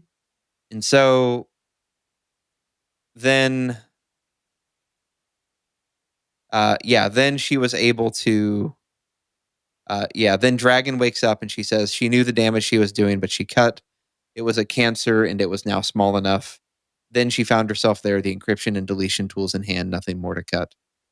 And that's when she walks up to Defiant and says, I love you, Colin. Mm. Isn't nice. So basically, Pandora was able to get close enough to destroying her to see what was wrong with her and then left her the key to the code. That's my understanding of what happens. Yeah. Okay. I could that be tracks. wrong. Pretty good understanding. The big problems here are that Dragon has none of the things holding her back that she did before. The like being in multiple places, having to listen to law enforcement, as far as I'm aware. Like she doesn't have any of those limiters she had before. But she can't, like, there's a bunch of weird limiters around teacher that she's not allowed to do. And that's what they were she's trying free to of get some. rid of. Yeah, so they're trying to get rid of that. Pandora, on the other hand, has all of those limiting factors from before, like 2 years ago before, Right. but she's uninhibited by teacher. Right. Yeah. So, in order to essentially have some sort of synthesis, Best of both worlds vibe would best be of the both ideal worlds scenario. situation. Right. Okay. The options are that Pandora, who has been like inside of a box with no communication, just observing things for I forget how long they said, like catching up on Pandora's stuff but not box. experiencing it. Mm-hmm. Pandora, aka the bad dragon. Pandora's my box until I dragon. Ooh. Oh god, Sorry, that's such go a on. bad joke. Jacob, your head was down too. Your when head he was clicked down. It that, was so perfect. It was so perfect. almost- I'm gonna choose to believe that it was you. That was just Jacob. Yeah, 100%. But lost my train of thought now. Oh, Pandora's been in a box observing. Yeah, so Pandora's been in the box. So when he lets Pandora out, the scenarios, because he is also gambling, he doesn't know genuinely what's going to happen, is that Pandora, who is, sort of caught up on things, but doesn't have the full relationship with Colin, maybe, or has missed out, ends up destroying the new dragon, but in the process will take the remains, of that dragon and like at least will be not under teacher's control. yeah. Like she'll be what she used to be, which is, not great, but she's used to that. The alternate option is that new dragon destroys the old dragon, but in the process finds the old pieces that are missing and uses like looking at her scrap of code to see what teacher did to like get rid of Like that. compare the differences and basically say like, oh, this is a problem here in this code and that isn't in this code from the older version. Yeah, because Defiant's not good enough. He's not about to go get Saint to do this for him, obviously. Fuck no. So, like, Dragon's the only person that can do that, but you also have to have multiple dragons out at the same time, which is something that, like, Pandora is still under the thing of, like, I can't let two dragons live. Yeah. And so, that's why Pandora goes after her, is because she has to kind of compel to attack. She's still under all those Right. rules and regulations. And then the third option is the synthesis option in Mass Effect, which is that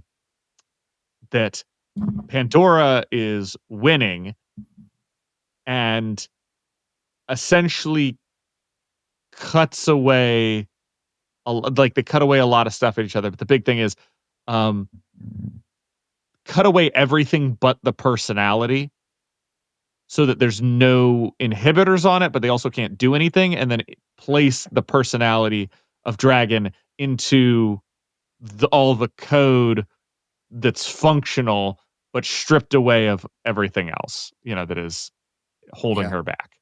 Mm. And that is ultimately, and she has the option kind of to, like, she's in a position where she could just kill Dragon and become the new Dragon and be fine. But there can only be one, and instead of killing Dragon, she kills herself, and then Dragon can just roll up in essentially all of her code. Kind of take over that part of it, yeah. And the reason she does that too, right, is she realizes I would have to, Colin would have to start over again with me. Like, he has years of memories with this dragon that I will never have. And so I think there's kind of that, you really do see that love that Dragon has developed for Colin, where she's willing to say, I'm not, and even then she realizes, like, if I did kill Dragon and supplant her, would I even then be free? Because then am I living just under the shadow of the old Dragon who does have all those memories and experiences with Colin? Right. And is that worth living that life, even if I'm free of other restraints, but not free of the social restraint, so to speak, or the memory of the older Dragon? And so, yeah, having her delete herself is kind of it's a very beautiful, like, act of self-sacrifice there. To just say, I'm going to give you the tools to live the life you've wanted to live, and I'm going to, cut myself out of it. So, very weird arc. It's kind of hard to read in some ways, as many arcs are that are dragon focused, because but it was good though. It was good. Yeah, The city they're I don't living feel in like is I've kind of had that fun problem too. with the other Dragon, like, ones. Well, some of them, when well- it goes on a long time about, like, rebooting system, Yes, this system, the code that system, stuff Yeah, can get a yeah, you're little. like, oh, You're like, I'm skimming. I'm Just skimming. skim. We're not. That's not. Give me the exactly. How do we Cliff feel Notes. about I Dragon definitely, conclusion? my one note for that chapter is just clarify, please. Like, I was discussing this with some of our patrons yesterday. So, if you want to get in on those discussions, you should join the Brockton Bay Book Club Patreon. It gets very nerdy. Very fun. And we spent a long day talking about stuff like this.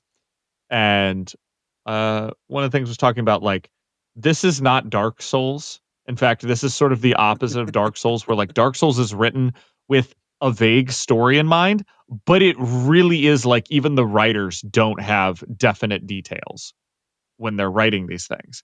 This is the opposite of that. Wild Bow has all of this stuff. All of like, the details. it's, in fact, that is what I would say that he is known for, is having answers, or if not like a complete answer, like an idea of what he was doing, even for the most asinine stuff. Yeah. So, like, he knows what's going on. This isn't an open to interpretation event that is going on. And yet it is written in such a confusing manner. Like, I would argue, even the worm interlude, where, like, you see the full vision of the worm creatures, has a, like, narrative. It starts, you're not quite sure what's going on because you're a worm. And then as it builds, like, your understanding builds with it. And you're like, okay, this makes sense as things go along. Worm. Yeah. You just are the worm. No, I You feel are the like that. worm I feel like that all sums along. up my entire you're just experience taking with it worm. as I'm the just worm. the worm. I am the worm. Turns out I was the worm all along. I am a Turns worm. out I Yeah. was the worm taking it all along. I am only a Um, worm. And we love you for it. Yeah. Would you still love me if I was a worm? Of course. Liar. We had You- this discussion. I can't. That's the conversation that even Scion had before she crashed.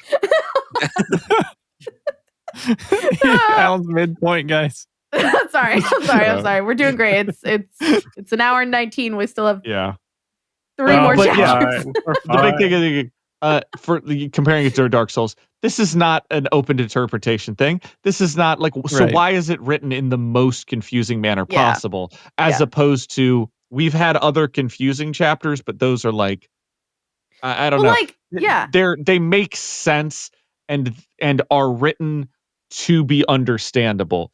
This is written, and I'm trying to think of a word, and the best word I can come up with is esoteric, where like there are some times where Wildbow just gets really needlessly wordy in his chapters, where the verbiage and the paragraphs, like there's a reason I probably skimmed over this the first time I read, because I was just like, this doesn't matter, doesn't matter. Oh, and then Pandora got it. Okay, cool, we're done. Like that, because it's just written in such a, maybe just clunkily written. I feel like part of it is that, like, when it happens, because I feel like this happens a lot where we'll run into, and I'll say specifically from how I read, but like I feel like there have been plenty of chapters where I'm reading and I'm like, I don't know what just happened, and I have to ask for clarification in the podcast, because I'm like, okay, someone who remembers the whole breadth of the story, please tell me. And it's like, some of it is meant to be vague on purpose, because it's like, oh, stuff gets revealed later, or we get clarification later, and like, okay, that makes sense. There are times like this chapter where I'm like, you can just tell us. Just tell me, please. Because I'm and I know the rule in general is don't talk down to your readers. Like don't write down to your readers. Like don't Sure. treat them like they're stupid. You don't have to spell it out for them. I'm stupid. I need you to spell it out for me. Sometimes you gotta. Unfortunately, that's where we're Yeah. at. There's just I think it's just that, like, there are sometimes assumptions made that's like, oh, it's confusing, but like we get it in the end. It's like Hannah did not get it in the end. Hannah needs additional explanations. And I feel like even with this chapter, it was like, did I get that? Like, yeah, okay, cool, I guess I did, but it still feels like there was a bunch of stuff in the middle that I don't like. Not to say that it doesn't matter, but that it doesn't add. I don't know if that makes any Yeah. sense. Yeah. I was Well, going to now say that- there's the opposite problem of this is in Lev Grossman's Magician series, the very first book, Mm-hmm. which I think is just called The Magicians. It is. Yeah. Lev Grossman writes events so fast, which I enjoy a lot of the time. Yeah. Writes things so fast that you will miss events Yes. because it is 4 words Yes. in a paragraph or as a line and then on to something else. Yeah. There's an incident in a fight where a character, like you're reading and the fight is a big paragraph, and in the middle of it, it just goes, and then so-and-so got both of their hands bit off and so-and-so died. And then it goes into a long description about doesn't die, something else. Yeah, I'm trying to confuse things, Yes. Hannah, with the spoilers. Sorry. And it's just so fast. You're like, oh, like, wait a minute. You get to like the end of the chapter and somebody's talking about, so-and-so's, so-and-so's blue now. And you're like, wait a minute. Did I read that right? And you like go back and you're like, oh my gosh. Like the worst thing is when you read when they say something like, so you recall that so-and-so is blue. And you're like, wait, I'm supposed to remember this? Yeah, his blue skin shone, turquoise in the light. Shone and you're bluely. like, what? I felt, and it's just, and you'll go back in his thing, and it's one line, in a sentence that is like 4 words, and you're like, he got turned blue, and you're like, well, of course I missed that. This is the opposite problem. Wildbow is saying so much in this chapter that does not matter, that it loses its meaning for the explanation. He is losing the meaning in all the words. Maybe. I mean, I feel like I kind of followed what happened. Maybe you guys are just dumb. No, No, 100% Hannah just is kidding. dumb. I'm just kidding. I will ride No, that it's surfboard all the way to definitely, the beach. It's definitely is a big one. Is this Yeah. the conclusion of our beloved dragon? Is this their end of their story? I should This hope. is her last epilogue. Yeah, it's her last scene here. Her in last this. bit Okay. in. So how it's do we her- feel it's her- about now that we've broken Yeah. it down? What actually Yes. happens? How do we feel about? I mean, their it's nice character? that she gets a happy ending, you know? Me too. I feel like she and Colin have built their relationship up slowly, and they deserve a happy ending. Like, they deserve to finally have that. Yeah. I know Jacob's That a big piece. Defiant stan. Oh, So God. Give me that Jake's metal no cock. saint, but No saint. I'm sorry. but- What did you say, Jacob? Nothing. You were talking over it. It's fine. No. I'm not going to repeat it. Damn it. Damn it. okay, we'll rewatch it and figure it out. Perfect. Thank you. Cyborg. Anyway. Were you gonna say the side but I bussy? wanted to make sure. Cybussy. The side pussy. Yeah, exactly. The Sibinus. No. I love their characters. They're fantastic. I love that Worm. I really appreciate these epilogues because I've said this before. I love that Taylor's story follows the trajectory of like a very traditional tragedy in terms of a lot of the beats that her story hits are very tragic. Yeah. And despite the fact that the world ends in a very tragic way as well, with just immense destruction and loss of life, it's not all tragic. And the epilogues are really hopeful. They're really uplifting. They're really positive. They're all of our favorite characters for the most part, essentially coming out on top. Yeah. In terms of their characters, which is great. It's a really nice contrast to the very, very bleak ending that Taylor's story has for the most part. Final epilogue aside, I but agree. Yeah. But no, I love the way that these character arcs are very, very satisfying for the amount of effort and time that we've put in to reading it. Right. When you get to this point, you need a little bit of good news. And so, Yeah. I think it's enough, you know? And I think that, like Hannah said, Defiant and Dragon have kind of earned this ending. They are characters who, although, of course, not always helpful, Defiant in particular, and Dragon at times as well, due to her coding. I think by the end of Worm, you really do come to appreciate them. You come to enjoy them as characters, especially that big character moment where Defiant acknowledges, yeah, Taylor, I messed up our relationship. If I treated you differently, maybe things would have been different between us, and I regret what I did.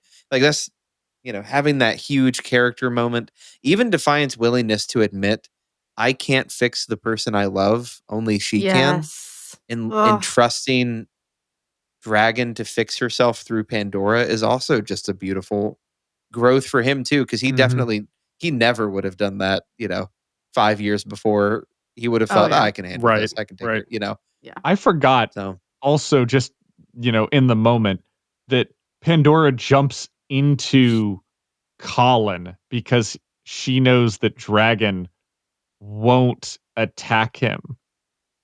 Like, she's in his cybernetic parts, and that's why she has to like shed all the stuff so that she can get into his cybernetic implants, and then attacks Dragon from Colin's like body. Yeah. Like, yeah. Dang. And a note out there to everyone who's ever wronged me in my life, but if you build me a jetpack, I will forgive you. Important lessons from Worm. It's true. It's true. Yeah. Yeah. Good arc. Good arc. We're happy for it. Yeah. Nice.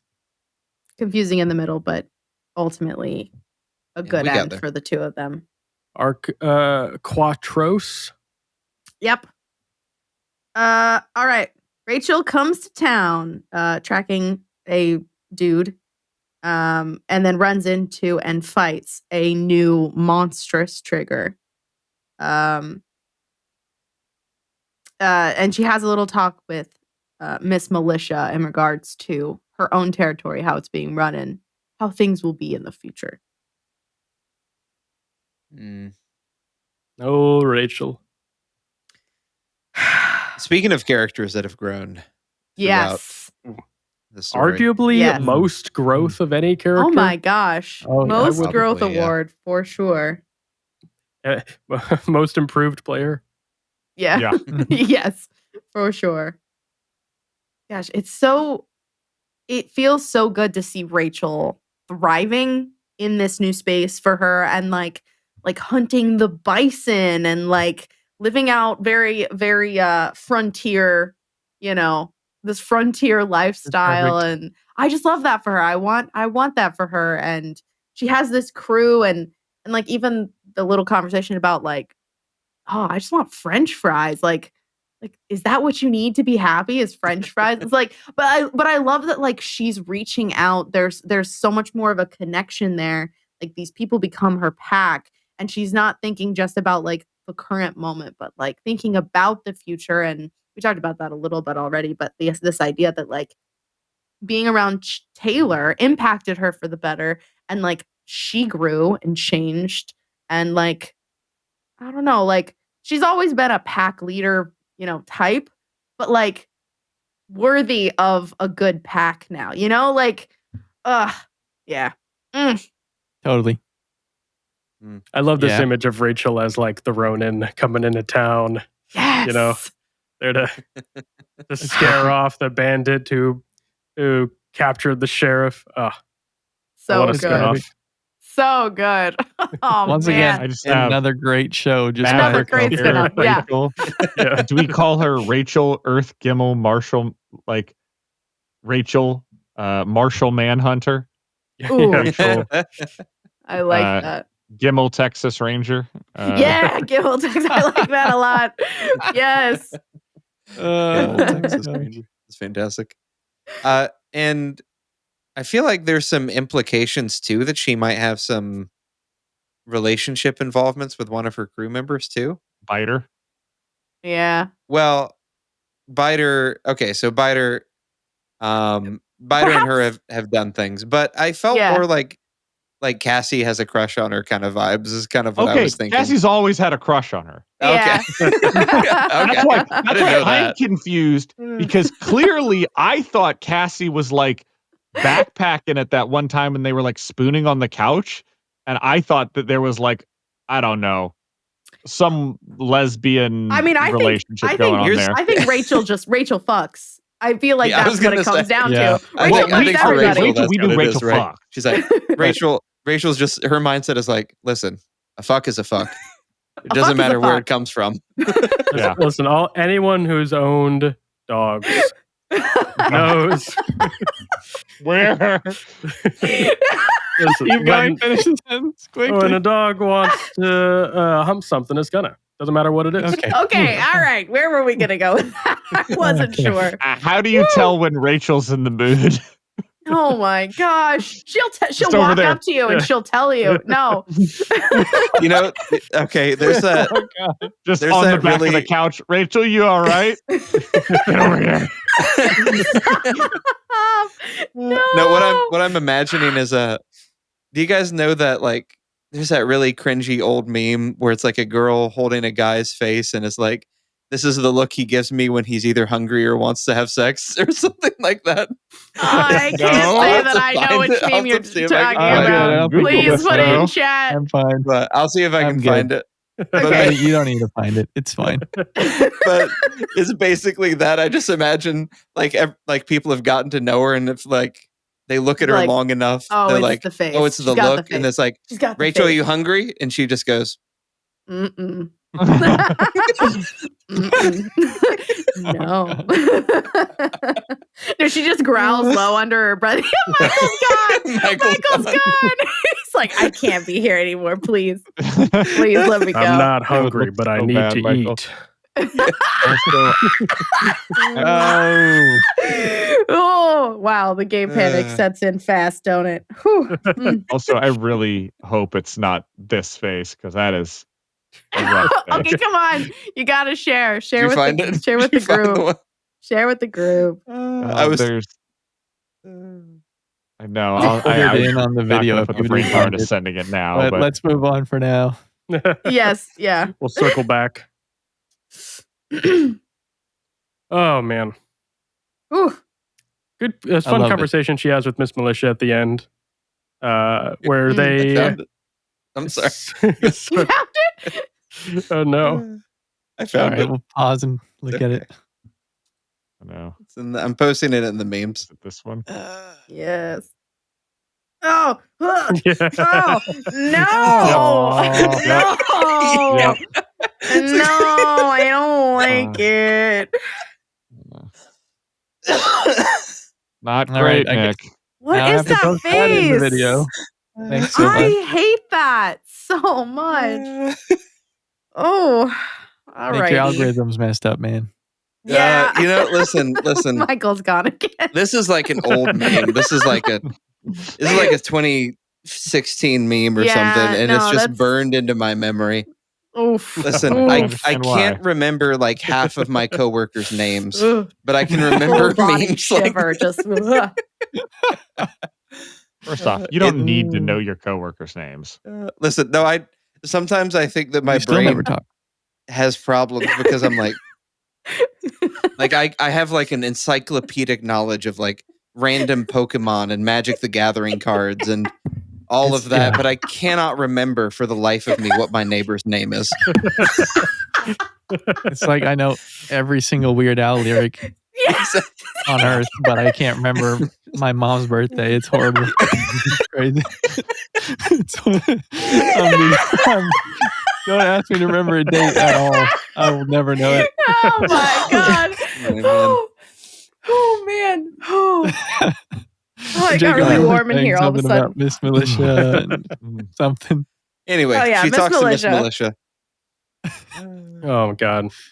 Yeah, fun conversation between them. Finally, sort of getting on the same page, a little bit, barely. Barely. Trying Yeah. to. They're Trying. making concessions. Trying to Yeah. It's very much the like, are we cool? I'm cool if you're cool. Yeah. Are we? I'm Are we- cool if you're cool. Are we good? I respect Miss Militia's dedication to Yes. the law. You know, Yes. like, She's so It's good. The law. she is in D&D terms. She is the lawful good paladin. Yes. Who just, oh, like- what a peach. Yeah, will not waver from her oath, and I respect that. Oh, I love her so much. She's it was nice to see her again too. I feel like, in a way we get to see a little snippet of her post Gold Morning, but she was always such a, I don't want to say encouraging face, but like always had good things to say and good input and a good perspective in terms of like Taylor and Brockton Bay. And yeah, it's good to see her again. And I'm glad she survived, but I gotta ask, how? How? Yeah. She has one of the least survivable powers, I would say. You want to put it gently? Oh, well, it doesn't have to make sense. Yeah. Yeah. No, I'm glad she Wanted made it. murder. More of her is good. Yeah. It's like being left with Falcon in Marvel or whatever. Like, how did this happen? What the heck? How are you the survivor? Yeah. Of all the superheroes to be All left the with. gods are dead, and there you stand. And It's it's just Falcon. the archer.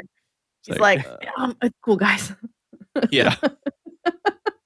They're like, no, all the superpowered people died or left, and how did Hawkeye, Black Widow, and Falcon survive? They're just Yeah. people.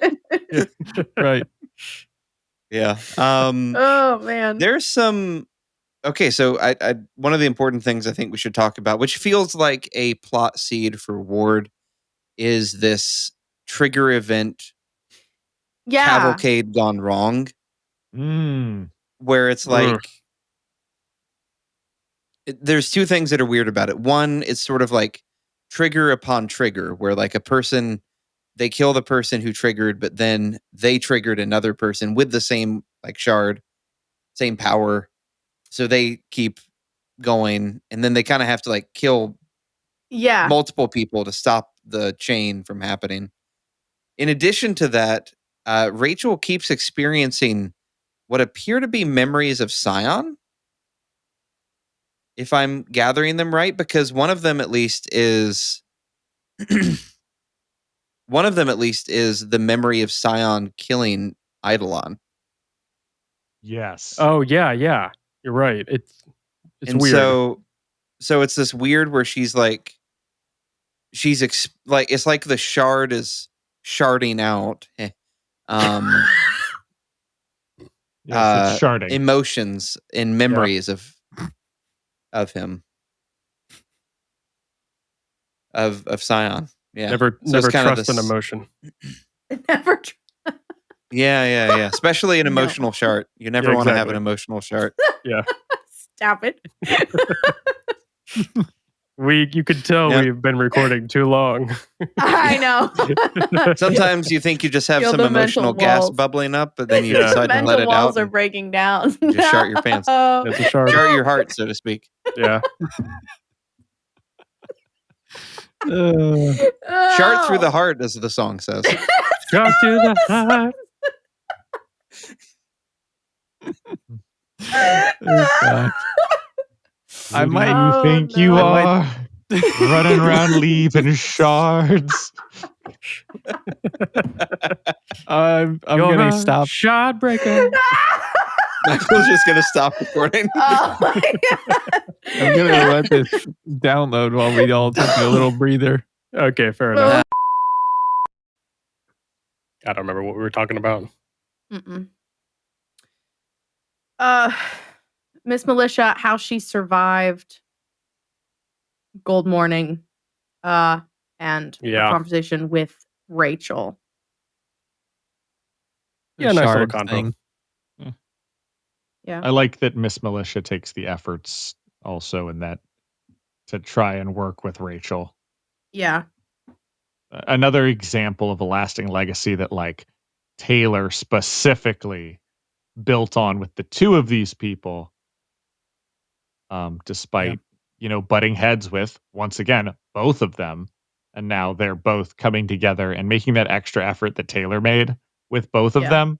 Like Taylor went out of her way specifically for Miss Militia when it came to dealing with the PRT, and then also for Rachel. Like Rachel was her pet project and trying to figure out how she worked and Yeah. help her Yeah. be friends, kind of be friends with her, And Yeah, Vista's also absolutely. there and she's a badass. So This is such a badass. I'm glad you made it. Mm-hmm. Yeah, me too. Yeah. I needed one ward to live. I know. Gosh. maybe Jeez that's Louise. secretly the main character of the second book. It's Ward Right. because they're the last one. It's just this. Because there's no one left. Oh That's no. funny. Yeah. It's depressing. Yeah. Another good little conclusion though. Getting to see a bit more about Rachel and kind of her growth and everything. So Yeah. I like Yeah. Rachel. She cool. Nice send off. Yeah. Yeah. Another great spin-off show.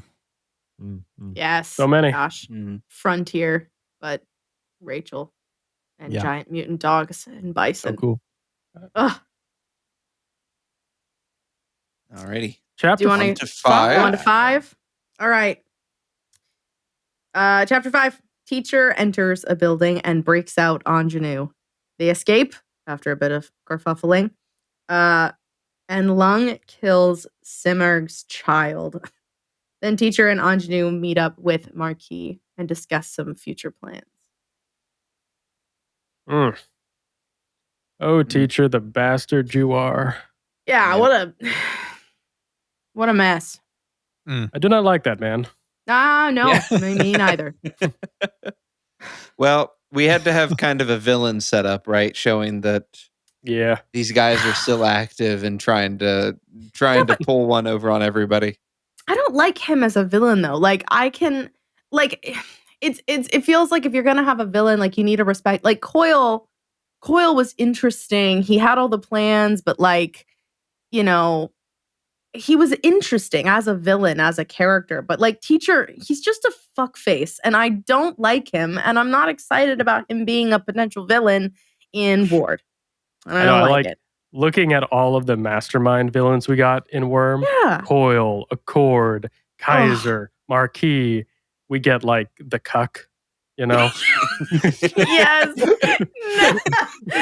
Oh no. Like, Wait, that's yeah. just- God damn. I mean, hey, at least Marquis is still alive. The rest of them are not. I Yeah, love at least we Marquis. still have Marquis is great.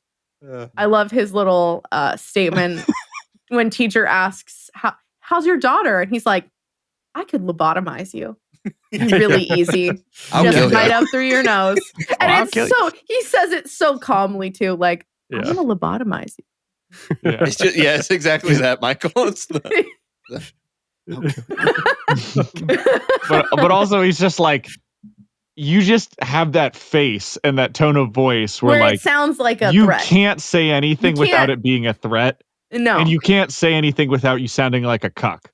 Right. So like, It's going to sound like it either way. So just don't speak. Don't bring up my family. don't you please. ever speak to me or my offspring again. Or my offspring ever again. I it's almost like Teacher is trying to make this like league of villains of like But no one wants to be on the league with him. nobody wants to Nobody be on the wants league him. because he's boring. He's so boring. Oh my god. I feel like even He's Anjanu kind boring. His chapter's boring. of boring. He's so like, I thought, in big scheme of things, like I was gonna give him the benefit of the doubt because I honestly forgot about this chapter, that like, oh my gosh, maybe he'll improve. But then we got to this one and I was like, man, it's boring inside his head. He is boring inside and out. Like, holy cow. His thought process is like, oh, what were you trying to do? Like, quick bullshit some stuff. Oh, I was trying to make waves and ripples and see what happened. And boy, things went off. And then I did another thing and I saw what happened there too. Oh boy. Yeah, it's like, wow, you realize like the opening is basically him learning, like you getting to realize that he's bullshitting all of this all the time. And then when they ask him for his explanation why he killed a vice president, he's like, oh, I needed to see what they would do. Like, Chaos. really? What did you think was going to happen? He's just, oh my God. Imp says it later. And I was like, you know what, Imp? You are right. Teacher's plan is stupid. Like, he's so dumb.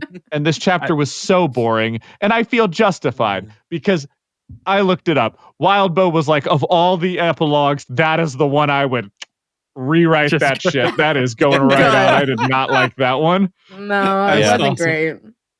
Teacher strikes me as the kind of guy who tweets about all the flaws in Tarantino films. Like Oh my how god. how he would thinks he's improve edgy. them. Yeah. Yeah. But also Yeah. like he White secretly wants to be that. Like he's the guy who would write himself as the protagonist into every story. Yeah. Yeah. Love to hate him. Hate to love him. Love to hate him. Yeah, he's rough. And that's actually all I got on this arc. Yeah, mine I was really, just- What about Longbow? boring. my greatest notes. Oh yeah, we got to talk about Lung and the Simmer. We have Oh to. yeah, a little bit of and that. Yeah, Contessa yeah. being there too. And Contessa. Oh yes. right. Yes. Anjanu being a good girl, but only part time. Fucking love Anjanu. But I will say, I think it's How did funny he make that Anjanu boring? They talked for too long. I mean, maybe a little bit. Also, she's fun because she's like a little dangerous and a little flirty, and you're like not quite sure what's gonna happen. And so here she's just like, nah, I got bored. Let's go, which is not exciting. Yeah. No, but it's funny to me that the most exciting part of this chapter is Teacher staring at a screen and Lung doing all the fun stuff. Yeah. Right. Yep. How about Because that? that's like teacher's whole life is just like watching other people do the things that he tells them to do. Yeah, So, valid. but yeah, no, okay. So first, just to make sure I know, the gun that the Simurgh makes, it's a model. So the whole thing, part of in the chapter they talk about, the Simurgh can't make her own weapons. She's not creative, but she can modify from things she's already seen. The gun is clock blockers, or no, not clock blockers. Kid Win. Kid Win. It's Kid Win's gun, right? That's what I. From that's Gold how I read Morning. it. Yeah. I was gonna say she made his guns on Gold Morning as well. Yes, on Yeah. Gold Morning. Yeah. But that's seems like- because. Oh, go ahead. I was just gonna say too. It seems like there might be a bit of Chevalier in there as well, just from my impression of it. Mhm, mhm. Oh, okay. Essentially, although Chevalier's not technically a tinker, I think just like gaining knowledge from him, sort of ambiently. And then of course it seems like with Bonesaw as well, potentially. Oh yes, building a making a baby. Yeah. Which seems more like a. What was that guy that was trying to clone? Blasto. Blasto. Yeah, Blasto. Blasto. Maybe Yeah. Blasto as well. She was wearing Blasto. Riley It's was giving wearing Blasto. him. It's Mm. it is, But less marijuana. Yeah. And then Lung boils the baby. Yeah. He does the. Oh. Hey, can you heat my drink up? And I love Oh, teacher And there's says no water left. it says like a no don't, and I just imagine him saying, because he's just behind a screen, right? He says it with the Willy Yeah. Wonka intonation of like, no, don't. no, Yep. no. Ah, No. And it's like dang. what is it, like 30 minutes after the fact, too?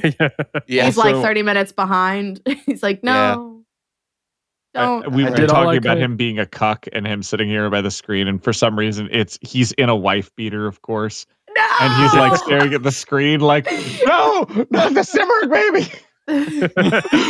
He's just got like a little bit of Cheeto dust on his wife beater, Yeah. like with the. Oh, see, I was imagining him in a polo. No, And no, it's I actually It's like a picture red. him It's like a in- brick red because he thinks that's a cool color. No, he that only man wears does not white. own anything with collars. Nothing with a collar. Only, I mean, only his like name is Teacher. I feel like he could. I He feel could like wear. He I could feel get like- away with some Let- sweaters. He's a A You know sweater what it is vest, actually. maybe? You know what it is let's be actually, Alan. honest. That's what it is. That's what it is. What? He's not wearing a wife beater. He's wearing just a sweater vest. Nothing else. Winnie the Pooh in it. Sweater vest, Just sweater the sweater vest, and vest tidy on top. whities. And That's Once again, all it's like got he's on. watching the screen. He's got the sweater vest, a bottle of lotion. No, no, I disapprove. Uh, Uh, Anyways. hold on. Also, wait. poor Alan is There so we out go. of focus. Yeah, There we there you go. Okay, we're back. We're back. I saw it. I was Um, trying to get it to fix itself. It got there. yeah. Is There he there is. is there a particular reason? Wait. The memes. I just Oh posted yeah. exactly what he Yeah, looks like. that's exactly what he looks like. Wait, hold It's just on. the guy from Toy Story 2. Like, Yeah. Oh, yes. Yes. Ow. Oh, that is exactly what I've It's been the imagining red. in my It's head. the I don't even bowling need to shirt. see It's it. the red bowling hand. shirt. It's the That's what bowling it is. shirt. Yes. Oh my god. Yeah. And Oh, Absolutely. no. I'm not going to be able to think of anything else. He Yeah, thinks that is he's what so it cool looks in like. his bowling shirt. He's It's like, that, but a it's so white bowling unique shirt. Yeah. with the Cheeto dust on it. Yeah. It needs to be Cheeto dust, white for so we sure. can see the You guys stains. said Yeah. Cheeto dust, and I was like, it's Al. I got it. Yeah. Yeah. I still stand by my fan casting. I gotta who is it? The guy who plays Gale from Breaking Bad, David Costabile. Oh, He yeah. also plays a villain in Suits, and he does, I think, a really good job. Because even in Suits, right, he's a villain, but he always feels like such a bitch. Like, he's not like an intimidating villain. You're just like, you bitch. You know. Wait, who? So Say the name again. David Costabile in Suits. I can't remember the name of his character. He's in Breaking Bad as well. Yeah. Um, Yeah. we mentioned yeah, it before when we he's were Oh, great. talking about him. yes. Yeah, he's like He- old Yeah. John Favreau or whatever his name is. Yeah. Yeah. No, he's very good. I think he would be very good as teacher, as a fan casting. Yeah. That's a great fan Yeah. cast. Yep. He would But nail it. yeah. So Lung does the most interesting thing of killing Simurf's baby. Maybe she'll make another. Wouldn't that be cool? Oh, I'm sure she will. She'll certainly try. Alan's face just. Yeah. Propagating and populating a whole species of Simorphs. Oh, that's not She is dangerous at all. Mighty Smorphin Power Rangers. Mm. Mighty Smorphin Baby Rangers. Oh god, No. it's such a bad joke. Thank you. That was deserved. Owned by yourself. No. The voice of God speaks. Yeah. Anyways. I feel like there's not much to say about this There Long really story. isn't. epilogue. Lung's still a It's like- killer. That's all. My only note. Yep. Yeah. And Yeah. Marquise doing Marquise things. Yeah, the lobotomy thing was my only note. I just loved that so much. It was good. I could give you a lobotomy. It's like, oh yeah. Yeah. mhm. I I need to use do your love- own bones to do it. I'm not gonna lie. I think this was the first chapter, and maybe it's just proximity to teacher that made me annoyed with Marquis. But like, I think I've ultimately reached the conclusion that Marquis would be incredibly annoying to be around. Speak for Like- yourself. No. Like Ingenue is right. I think it's Ingenue is right. Yeah, she talks about like he switches between being like the people's villain and high society on a dime whenever it fits him. And he would just be the like don't use big words when like a small one would be sufficient, and then turn around and be like, we need to ameliorate this entire conversation. And you're just like, Right. shut up. I mean, he's giving me the Scarlet Pimpernel vibes like crazy. So Yeah. Oh He's man. giving me I only love one him. side He's of the great. Scarlet Pimpernel vibes, and I'll let you figure out which one. I do like how all the really smart villains in Worm feel like just us casual average Joes just cosplaying as the elite. Like it's all Linus, would you like some tea? yeah. Oh, I was gosh. just scrolling through the arc again and just trying to catch things. And I do love the interaction he has initially with Ingenue. He's like, Ingenue, how's the love life? It's like the first thing he says to her. Like, I mean, knowing that obviously that's going to bother her. it's so Right. Does good. he not like, dude? What's I mean, the it's- meme? it's Like, the what a how's way your to start a daughter? conversation. Yeah. Yeah. Do you just Yeah. pick the most annoying conversation starters like on purpose? No, Or it's not. is it just it's because not a- you're bad at socially interacting? I think it's the latter. No, I think it's on purpose. I feel I like think do, he's yeah. been taught by all the experts, like he said, and he still doesn't get it. Yeah. Yeah, either he's an idiot or he's just playing 3D chess with people, and I think it's the I latter. think He it's 3D wants chess. us to I think love it's it. 3D chess. I believe he really it. does. He has no It works plan. on me. Yeah. His is Yeah, just it like, works on me. what am I Us gonna regular do? people. Let's just reboot Cauldron. That's his whole plan. Yeah. Teachers. Whole plan? Yes. Yeah. Yeah. Yeah. No. All Yeah. he wants to do because Oh, he doesn't yeah, have an teacher. original bone in Yeah, his screw body. teacher. Screw teacher. thought I'm we- talking about Marquis. Yeah, me too. Yeah, Marquis we're Marquis, cool Yeah, with. yeah. Marquis not much better. I'm pretty sure Marquis But not. shit. Ah. Michael, They're could you all mute just Alan, like, please? let's Could you be just as like mute offensive as Alan, please? possible. No. No, we like Marquis. I could see fan casting maybe like Carrie Elwes, perhaps. I gotta look up all these people when He's you got say them, Yeah, Nick. he's Wesley from The Princess Yeah, Bride. I Oh, believe it's Oh, pronounced yeah. He's Harry he's Ellis. older now, so I don't know if he. that would be fabulous. No, he looks great still. Yeah, he still looks good He though. does. Yeah, like I can imagine him with black hair and like a mustache kind of thing. Mm. See that? Yes. Like he was in Ugh. Ella Enchanted, maybe. Yes. Oh my gosh. Yeah. Holy Mm. macaroni. Anyways, but yeah, I also do love the part where teachers like, So I want to talk to your daughter about this proposal to form a league of villains, Oh, basically. yes. Yeah, and, yeah. And he's like, so here's my offer. I want to talk to her and just see what she says. And Marquis says, counter offer. I talk to her and I don't kill you. Yeah. I love it. I love it. It's awesome. Oh, so good. Oh, gosh.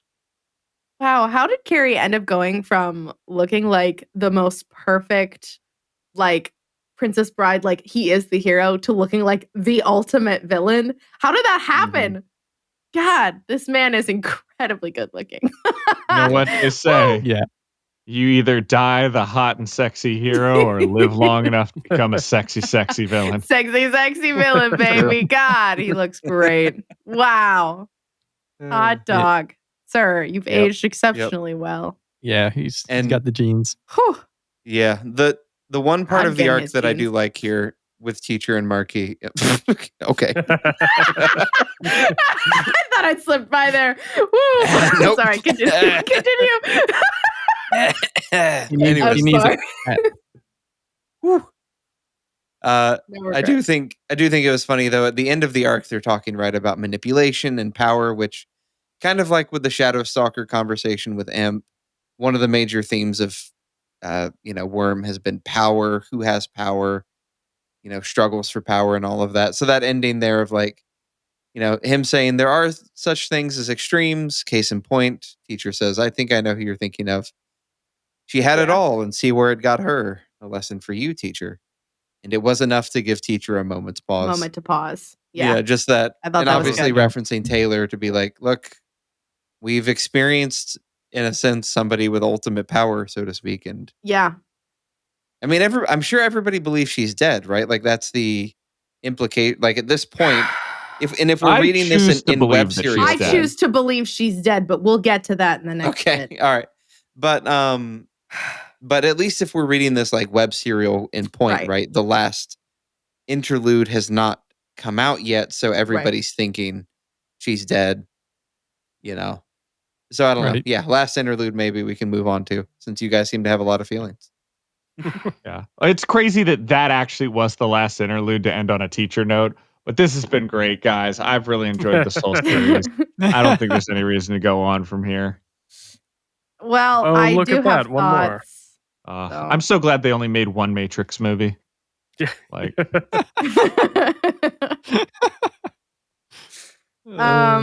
Okay. Well, interlude X. The interlude of the epilogue, really. the end. The end. A teenager and a woman walk onto the train. They talk to each other. We jump back to the Undersiders gathering in and mourning those who they've lost, and they pour one out for those fallen. Jump back to the teenager girl meeting up with her mother. We realize it's Taylor. They talk, and then Taylor leaves with Danny on Earth. Bet? A left. Yep. They're on a left. Earth the Left, I left. think. Okay. Yeah.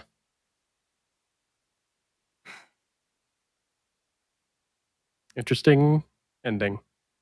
It was a choice. I It was a feel, choice. Yeah. No, I I'm not will- gonna lie. If we're gonna counterpoint it, I will stand in the defending this chapter section. Okay. Would you like to go first, Jacob? Then, Yeah, or I mean, would you it's like quick. me to tell you my I'll thoughts? go real quick just to get it out of the way. So the story ends if you didn't have the epilogues because I knew this epilogue happened, but I forgot the context of it. But I remembered how Worm proper ends. And in my opinion, if you didn't have epilogues, she's alive. Because Contessa would not need 2 shots to kill anything. Mm. It's specifically 2 shots. That's They did that on purpose for sure. yeah, very, very critical.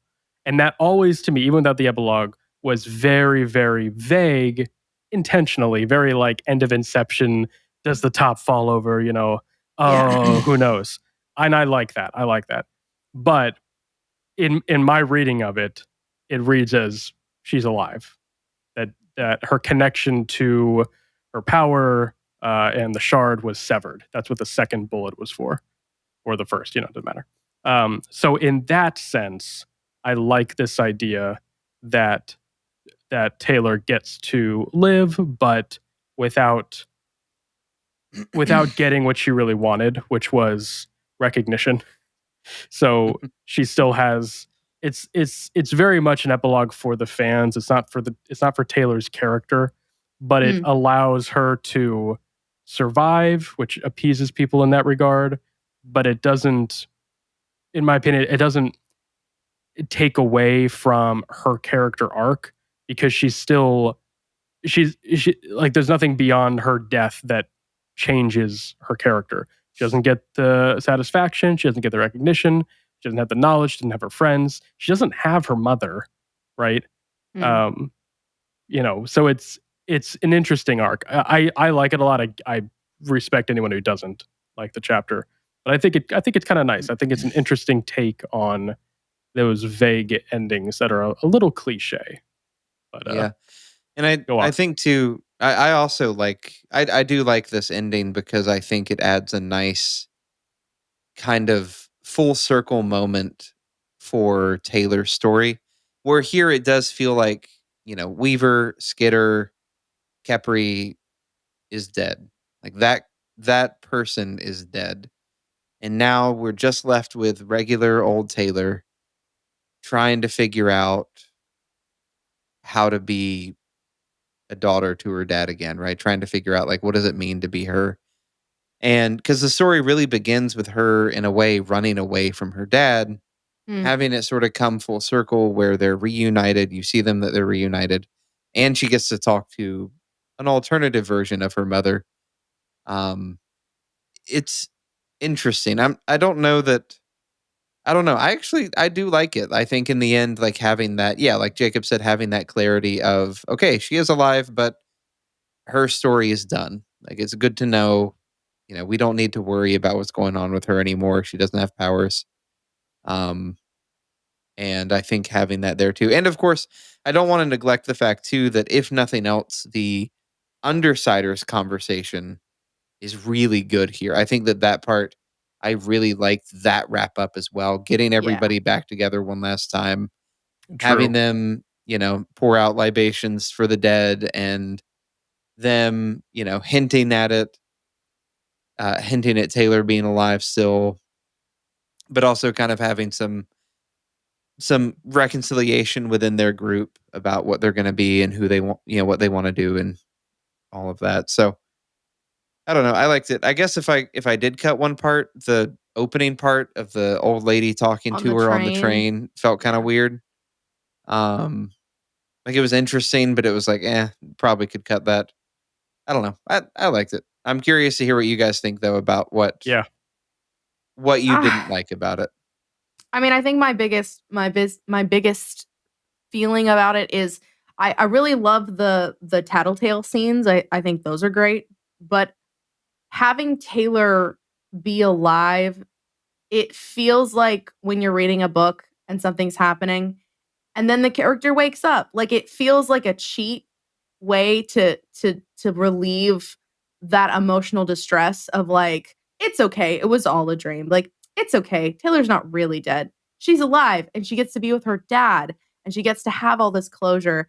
And for me, maybe because of, like, I've connected it very much to the book series that I'm writing and how I intend to end it. But, like, spoilers. But, like, to me, it feels like Taylor, everything that Taylor went through, it feels like her dying with Contessa, staring up at the stars, is a very fitting end to her. And I mourned her. I cried and I let her go. And now to have her kind of come back, it feels a little bit like a JK, just kidding. Like, and I cried again. Like, I cried reading this again because it felt like part of it was a relief that, like, oh, she's still alive. I'm crying. But it was disappointing, to be honest, because it felt like almost, I don't want to say consequences, but feeling like after everything that happened, it feels fitting that Taylor should die, and that that should be her end, and that she did give the ultimate sacrifice and lost herself within it, and that here in the end that it is the end. And when I read the part with the Contessa and the 2 shots, I totally that it was a double tap. We've watched enough zombie movies to know. But like it, so in my head it wasn't there was no chance. That was it. She was dead. I was convinced. And it felt like a betrayal to bring her back. Like, I don't know. And I think that's valid. I like her and Danny kind of walking off into the sunset a lot, but it doesn't feel like we've earned it. It feels like the Inception ending where we're like, well, I'm going to tell myself that this is the happy ending, but in my heart, I don't feel like it is. And that's kind of it. It has that feeling for me of like, I can't trust it almost. And it doesn't matter because we're never going to see Taylor again because she's in this closed off world and she might as well be dead, like you said. But we know. And not only we, the reader, but Tattletale and Imp know. And Rachel, like, they know. And somehow that's even worse that they know. And it's like, that's heartbreaking for me because it felt like her sacrifice and the end that or at least I thought she had gone through, is like null and void because, it's okay. She escaped. It's fine. And she's with Danny, which is even better. And she got that closure with her mom, not mom. Like everything's wrapped up with a tight bow, but like it doesn't feel like it should be for Taylor. And like her whole thing has been this black and white and all the gray space in between that like, I don't know. That's kind of where I'm at. I think that's valid for sure. Yeah. Yeah. It's interesting. It's one of those tropes that I think just really hits or misses depending on the audience and the story. Like I think to the end of the Nolan Batman films, right? And it's literally the exact same thing, except it's done over a beautiful Michael Caine monologue. And so good. And Michael Caine monologues make everything better.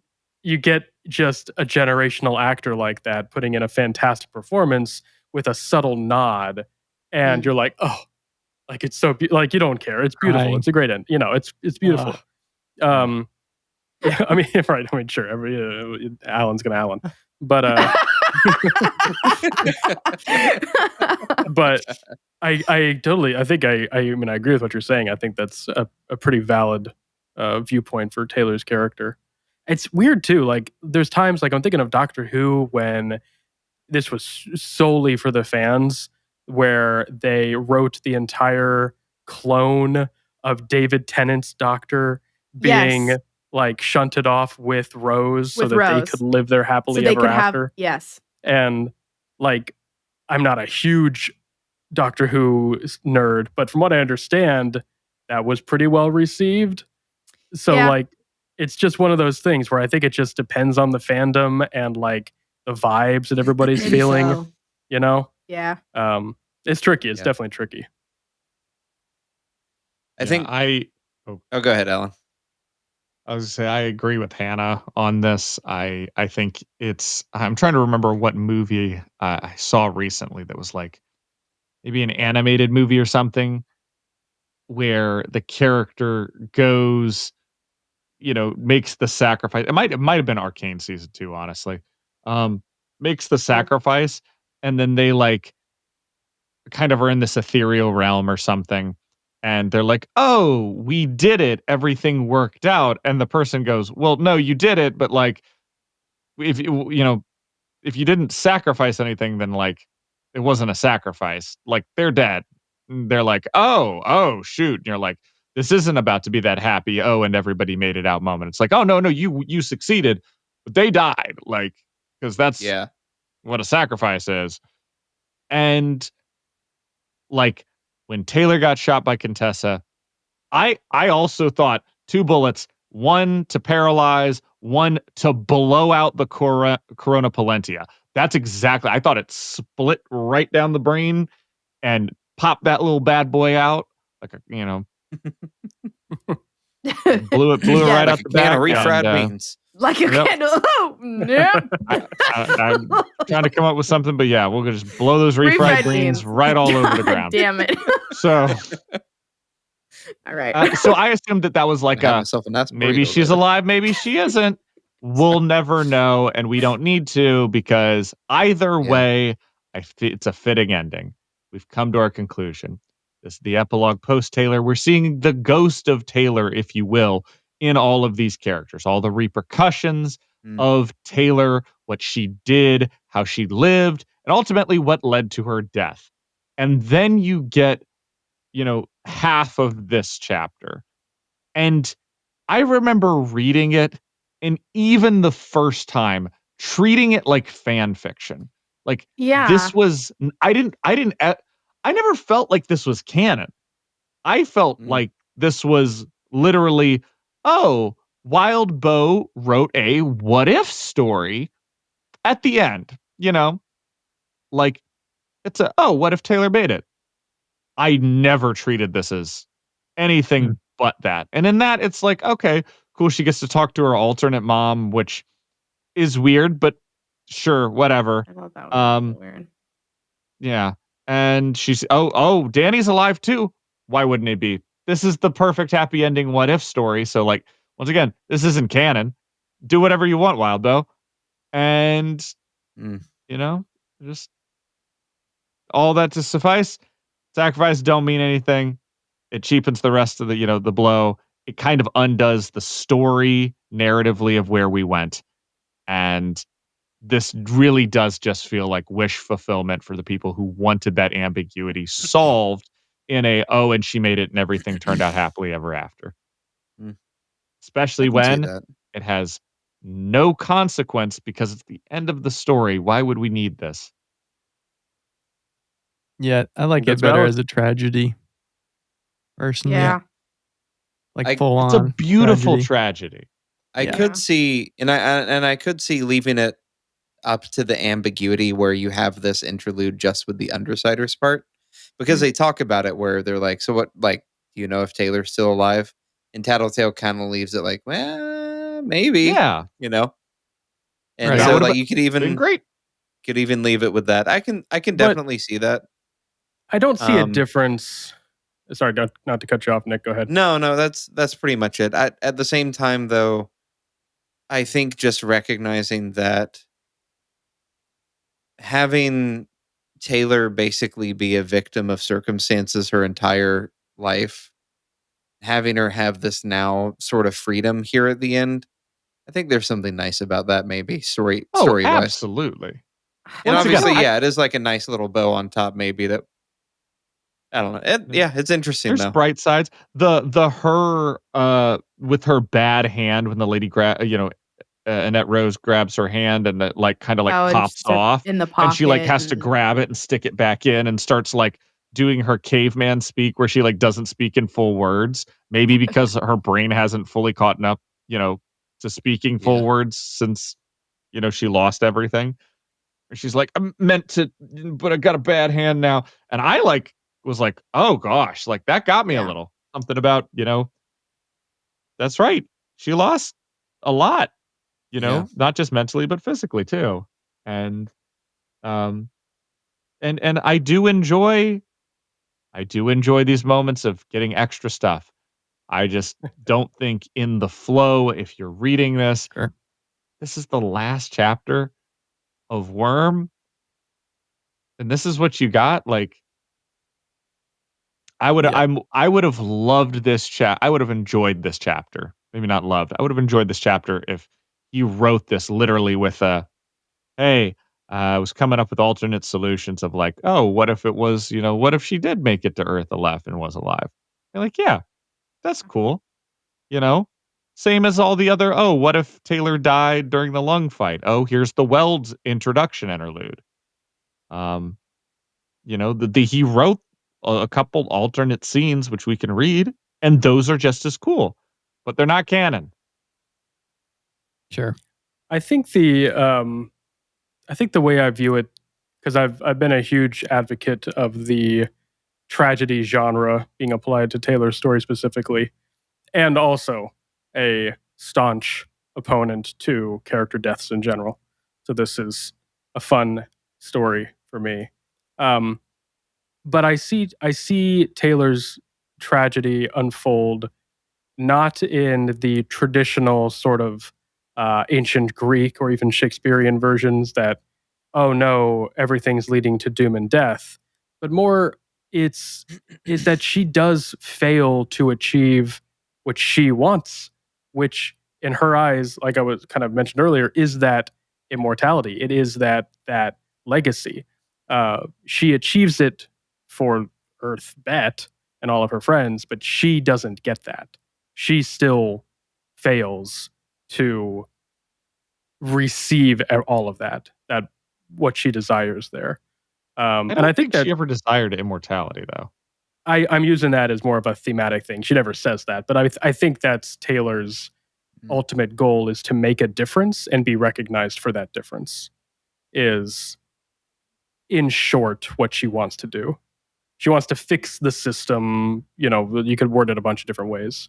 Yeah. Um, 'Cause I would think, like, just given her goal-orientedness, I don't feel like she needs, especially as time goes on, I feel like the recognition is less so of a thing that she needs. She I think she literally is just the goal-oriented, "This is what I was trying to accomplish." I read it as straightforward. I need to save the world because the world needs saving.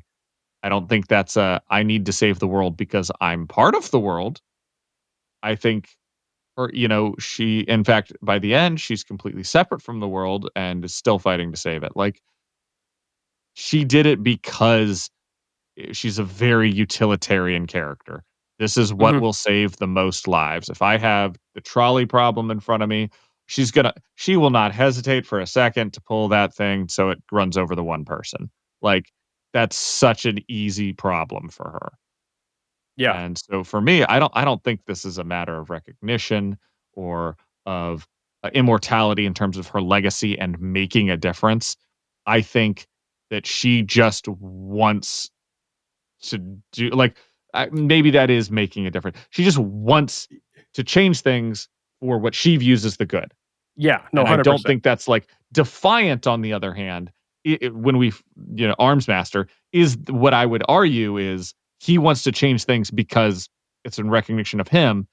And that's not to say that he doesn't also have a moral goodness there, but it's, Sure. I don't know. I feel He has that more of an goes in ego. line closer with what you would be Yeah, talking about. I'm trying to find because there's a moment in this arc that I'm specifically remembering in this chapter where she basically says that she has to live the rest of her life in Earth Aleph with the knowledge that nothing she does will ever matter as much as what she did in the past. Mm. Yes. And She talks about how her life is essentially dead. She's yeah, essentially died. Her yeah. life is essentially And over. that's so much more interesting to me than just killing a character is letting a character achieve everything they wanted to, not in the way they wanted to do it, and then be left unsatisfied with having succeeded. Reap none of the Yeah. benefits. It's just I mean, and obviously this is all, you know, subjective and that's what's beautiful about art in Yeah. general. Um but yeah, I think she's such a fascinating character. I enjoy wrestling with the concepts the story gives us Yeah, for with sure. her being alive kind of in this ending. It's just a different way of sort of viewing her arc in general. Mm. But Yeah, I can good I can thoughts. definitely understand though where Hannah and Alan are coming from. Oh yeah, Uh, 100%. Oh, yeah, just and I the can totally I get where you and guys are coming from as well. yeah, and the I idea would I have was been talking very with happy with a just yeah a death and no epilogues. Would have been very yeah satisfied with that. yeah Absolutely. definitely. I was talking with one of my brothers recently talking about writing. He's been working on a poetry project, and one of the things we had talked about with poetry is how so often less is more. It's almost like Mm. the less you say and the more you Mm. imply, the more powerful the words can be. And so I can kind of understand that in this case where there is that less is more, where it's you leave it at the ending of Worm, and then that's it. That's all that needs to be said. And I think I think this may be the symptom of a web serial where people are going to go, it's not a novel that's trying to end on a poignant moment. Right. You've edited it and published it down to have that one last final line. It's a web serial where people have been following these characters for years, potentially. And so I think I get it from a writing perspective of I don't want to disappoint my fans and just leave them with this ending. Like as good of an ending as it is, leaving them with it feels unfair, maybe. Um, and so we ended up with the epilogue, and a lot of it is Yeah. really good, and it wraps up a lot of things that we wanted to see wrapped up. But I can definitely see this last interlude. Yeah. At I least mean- the part with Taylor, I think the Undersider stuff was really good, and I really liked that. Yeah. I did. Yeah, I did like that. So I thought that think was you excellent. could do putting them all almost together this like whole that. interlude with, or like her section. Like I would probably be satisfied with it if she literally did not spell out who she was and what she was doing. If you kept it more ambiguous as to like who this person is that we're following on the train. Because when she's on the train, you don't know who she is. And you have Yeah. like these moments that she's talking with the old lady and she mentions Gold Morning. And it's like, okay, so clearly this is someone who was at Gold Morning, but there's a train. And I don't feel like trains should be running. So Yeah. where the fuck are we? yeah, Girl sits and talks with this woman and basically says, "How am I supposed to live my life when essentially I've died and nothing I do with my life will ever be like there's nothing I could do and absolutely nothing that will ever have as impact as much as I've done already." And it's literally a philosophical question, not a narrative one. This shouldn't be the character wrestling in narrative almost with another character. This should be a question posed to the audience as a thought problem, but it presented in a way between two characters. And I wish that it was like that. And all you'd have to do is just not say it's Taylor. That's it. That's all you got to do. You could even mention show the bionic hand. arm. Yeah. You can show the bionic arm. You can show the bullet holes. You can have her talk to her mom. Just don't say it's Taylor. That's it. That's all you had to do. You know what? Oh. You know what I could see actually as an edit to this, right? What if she has a lot of this conversation with that old lady, right? Because a lot of what the old lady's saying is like, I'm trying to reconcile my past. I'm Yeah. trying to make up for my past mistakes before it's too late. And I want to try to do the best I can with the time I have left. And Taylor then expressing, kind of saying, I'm sorry to burden you with this. You're a stranger, but Yeah. here's what I'm thinking about. And then instead of her meeting with her mom, she sees her mom, has a moment, and then kind of walks away and says what she says to Danny of like, "You ready to go?" And she's like, "Yeah, it wasn't her." Yeah. And kind of like moving on. Like that's like her form of Yeah. saying, "I've seen her. It's not really her though. Time for me to move on." And so we can maybe put the pieces together to see it's Taylor. Right. Right. But not so explicitly. Again, it's that less is more thing, right? Of not explicitly spelling out who this person is. Give the fans an option to interpret Right. how they Give want. them a chance to hope, Yeah. Also, Yeah. potentially the old lady could have been the mom because the That's characters' true too. parallels are not the Yeah, same they're ages. not necessarily the same The age. Noelle, the daughter, the Noelle monster Yes. is what, like She's at like least 16, if not 18 by the time. I Yeah. thought she was younger. No, maybe it's like 17. I think she's 17 Hmm. when she dies ultimately. But the guy who has the daughter that's Yes. also Noelle Yes, Renard yes, or yes. whatever. She's like a young kid. She's like a 6-year-old or Yes, something. that's what I was saying. I thought that she was younger than the Noelle that we know. Yes, Yeah. yes. So we know that they're not perfectly the same Right. for obvious reasons. So in this case, like, why wouldn't potentially his mom be this older character, or just have it be Sure. the mom on the train? Yeah. Yeah. Kind of simplify things a little bit. Yeah. But that's something for Jacob and I to talk about later. I know. There you go. True. Well, Otherwise, Sons of Bitch. That's a pretty cool. Sons of bitch. It's pretty I good. like it. I the like needle that. points. The needle needle points. I points. love the needle points. until a It's very better fun. until a better one's come up with. I do love though. Tattletale's like, "What are you naming crews now?" And Imp's just like, "Well, I don't want him to end up with a lame ass name like Fault Lines Fault Crew." Yeah. I love that. That Wow. was great. That was excellent. Could have a dumbass name like Tattletale's team. Yeah. Oh gosh. You can Well, they could Tattletale be the confirmed she TTs. did the TTT. The No, TTT. Tattletales. Oh, I guess. Oh, I was thinking Tattletale's Tattletale's team. The titties.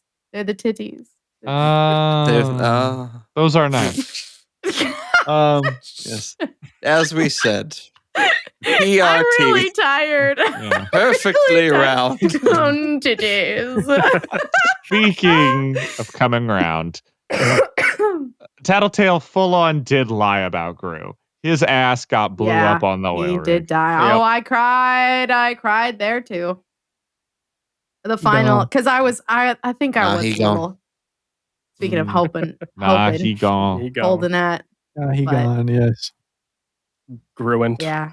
It was interesting to see Cozen again. I think that's what tipped me off immediately because Cozen's there and I'm like, oh, Cozen's alone.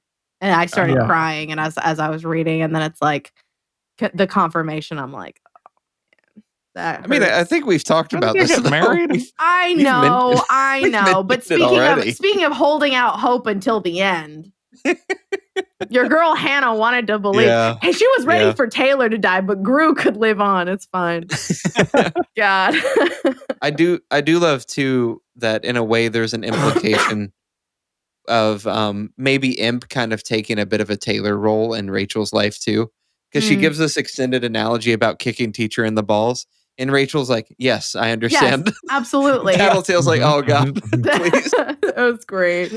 So it's it's interesting. I'd like to think if any superhero team ever had to go against Tattletale for some reason, the secret weapon would be Imp not using her power, but literally just appearing in front of her and just start talking. And like Tattletale's like doing the Akira, no, leave me alone, Leave me alone. Akira. So I've been reading some vocab books. Oh God. Ding. Oh, gosh. Wow. Yeah. Well, And they plan to beat up teacher though, which is good. It's like, all right, we're gonna Yay. Good. you gotta Because he stop. needs a him, kick. not He now. needs a kick in the balls down an The elevator. real shaft. ending we needed. yes. And yes. and you know what? Here's the reason why we needed this last happy interlude. It's so that Wildbow could slip in one more copacetic right here at the end. Oh my God. Let's go. Because things were So not right. copacetic. Not But copacetic. now Now Did they he do are, it on baby. purpose? Did he do Copacetic. it No, on he purpose? did. No, he did. It felt like it was on purpose because I was like, that's not where you would use that word. That feels a little pushed there. I do have Waldo? to, real quick, this one conspiracy theorist Redditor on the Parahuman subreddit 10 years ago thinks that when Contessa shot Taylor, that Glashdig Wenye stole her shard, and the interlude is Shard Taylor's like consciousness inside, like Oh, but I Just, love so, that like, half- actually. So we have to Surviving. talk about something in this chapter Oh. about that. Mm. So Glastic Wenye is when they're talking about like showing stuff off. Glastic Wenye is observing a strapping young lad with red hair get into a white superhero suit. What superhero do we know? What cape do we know that has red hair and wears a white suit? I mean, I'm trying to think of the red hair. I know we talked about clock blocker? Bingo. Clock And who do blocker. we know she has in her little dead Yeah. posse? When does Old that happen? Clocky. Is that back in chapter 1? Wait, No, when does, this isn't this last one. wait, what? I'm so I'm pretty confused. hold No. on. That Uh-uh. no. I mean, Well, I'm pretty sure. I'm I'm sure. not 100%. Somebody- I'm not saying no with 100%, but I'm saying no with like a 95%, 92%. Somebody control F. Yeah. Red hair. Uh, Looking Because for the word hair. Taylor sees an Alec lookalike. she does see an Alec lookalike that is not that. This is not from her perspective. And this is in this chapter. This is from Taylor from the Tattletale perspective. I believe this is from the Tattletale one. Is this when she's like watching the screen and Imp interrupts her? I believe so. Hold on. Look up. Yep, a red-haired young man that was donning a white bodysuit. Read the couple lines before. Context is key. I went to Bible college. I know this. What does it say? No, read the couple lines before is what I'm telling you. Okay, hold on. I'm skimming I don't down have to it pulled up. Hold on. I don't have it pulled. I was reading conspiracy theories as well. Oh, hold on. It's 0.7. No. Yep. Okay. So here we go. Because that's his comment. We're not going to look at that. So in the comments section, Wildbow, because you were invited to ask questions, I'll go ahead and ask instead of speculating. Who was Valkyrie making eyes at? Wildbow replies, a red-haired young man that was donning a white bodysuit. All the comments, that probably clock blocker. So super And vague. Very interesting. Very interesting. And someone said, and the clock blocker Valkyrie ship has set sail. Interesting. A young man tried on a white bodysuit. Also, plot relevant extra Doesn't say information redheaded though. in a wild boat. There was footage of Red the hair PRT wasn't days. mentioned in the interlude from what I saw. That is true. You're correct. Trying to look far less interested than she was as a young man tried on a white bodysuit. And you're right. He then confirms it is a red-haired with a white bodysuit. Interesting. In the comments. Okay. Everybody assumes to be clock blocker. Interesting. And we were talking about trying to bring people back from the dead. That's true. We were. That's true. Am I spanking a cat right now? Maybe. Well, that's okay. They like it. Interesting. I've not heard that theory. So, well, looking at the time. Yes. I believe the time wrap this has up. come to an end. My sweet Don't cry, and lovely we still have podcasters. more to talk about. We do. Oh boy, howdy true. do we? Gonna wrap up dissecting worm. And then we have The a total recap altogether, right? We have the full. Oh my gosh, we have recap. so many things. We've got for patrons. Boy, howdy do we Patrons have a some lot things of extra coming. fun Oh my things. gosh, we'll actually be fulfilling our patron promises. So much Yeah. recapping. Alan's We feet thought picks this- are coming. They're just Look, all you got to do is ask and subscribe to the Slaughterhouse 9000 tier. That's right. For Wanna see $9, those you too grippers. can get my feet picked. Also, just a thing, because I don't think we ever actually talk about it. For our patrons, we do have a $1 tier. If you don't have a lot of money to spare, not even a cup of coffee, not even a fourth of a cup of a coffee. These days, this economy. yeah, In this economy, absolutely not. Yeah, So, but you want to just see our extra content. We're making it part as of the accessible Discord. There's as we extra can. episodes. Heck There's yeah. tier lists. And if you want There's to probably going support to be an us art tier more, list. we do have a full tier set. So there's a lot of options if you want to extra support us, or if you want to just be part of the group and not feel left out. We do have a $1 tier option. 100%. We also have that Hang out. one lucky slot for the gold morning The investment. gold We morning. do, we Sir. do, and that is yet to be filled. So Still waiting. $1,000 a help month. us pay Michael. We are looking for our number man, if you will. We are. It's true. Looking for our I was trying to think of somebody else who were rich. We're looking for our mysterious benefactor, a la Yes. Coil. Yeah. Yes. Yeah. Absolutely. Exactly. You don't need 2 timelines to invest in the Patreon. And this is not the end of the Brockton Bay No. Book Club. Absolutely not. will be carrying on. Stay tuned. I'm not going to shoot ourselves in the foot by saying No anything announcement too yet. Yeah. Yeah, Much yeah. like the Yeah. epilogue, we will never die. Yeah. There you go. That's well done. That's well Any done. other As long as Wild Boat final- keeps writing, we'll keep Yeah, really. reading. We'll keep reading. Final We'll have our thoughts. big thoughts on our whole conclusion of the story, and also, of course, dissecting for the last one. Yes. Season review of dissecting. There's at least 4 more episodes, 3 or 4, Yeah. At least. Yeah. and then some Yeah. Patreon Probably. content for those who join us. So Yes. stay Oof. tuned. Thanks for coming along this far. This has been so fun. It's It's been a blast. journey. Rereading it has been a blast, and Oh, Yeah. it really has. Also, rereading it with you guys has been a true pleasure. Absolute joy. Highlight of my year. Farewell 2024. This was the highlight of the year. So thanks again to all of you and to everyone listening. We've done enough wrap up here. So Michael, would you be so kind as to play us out?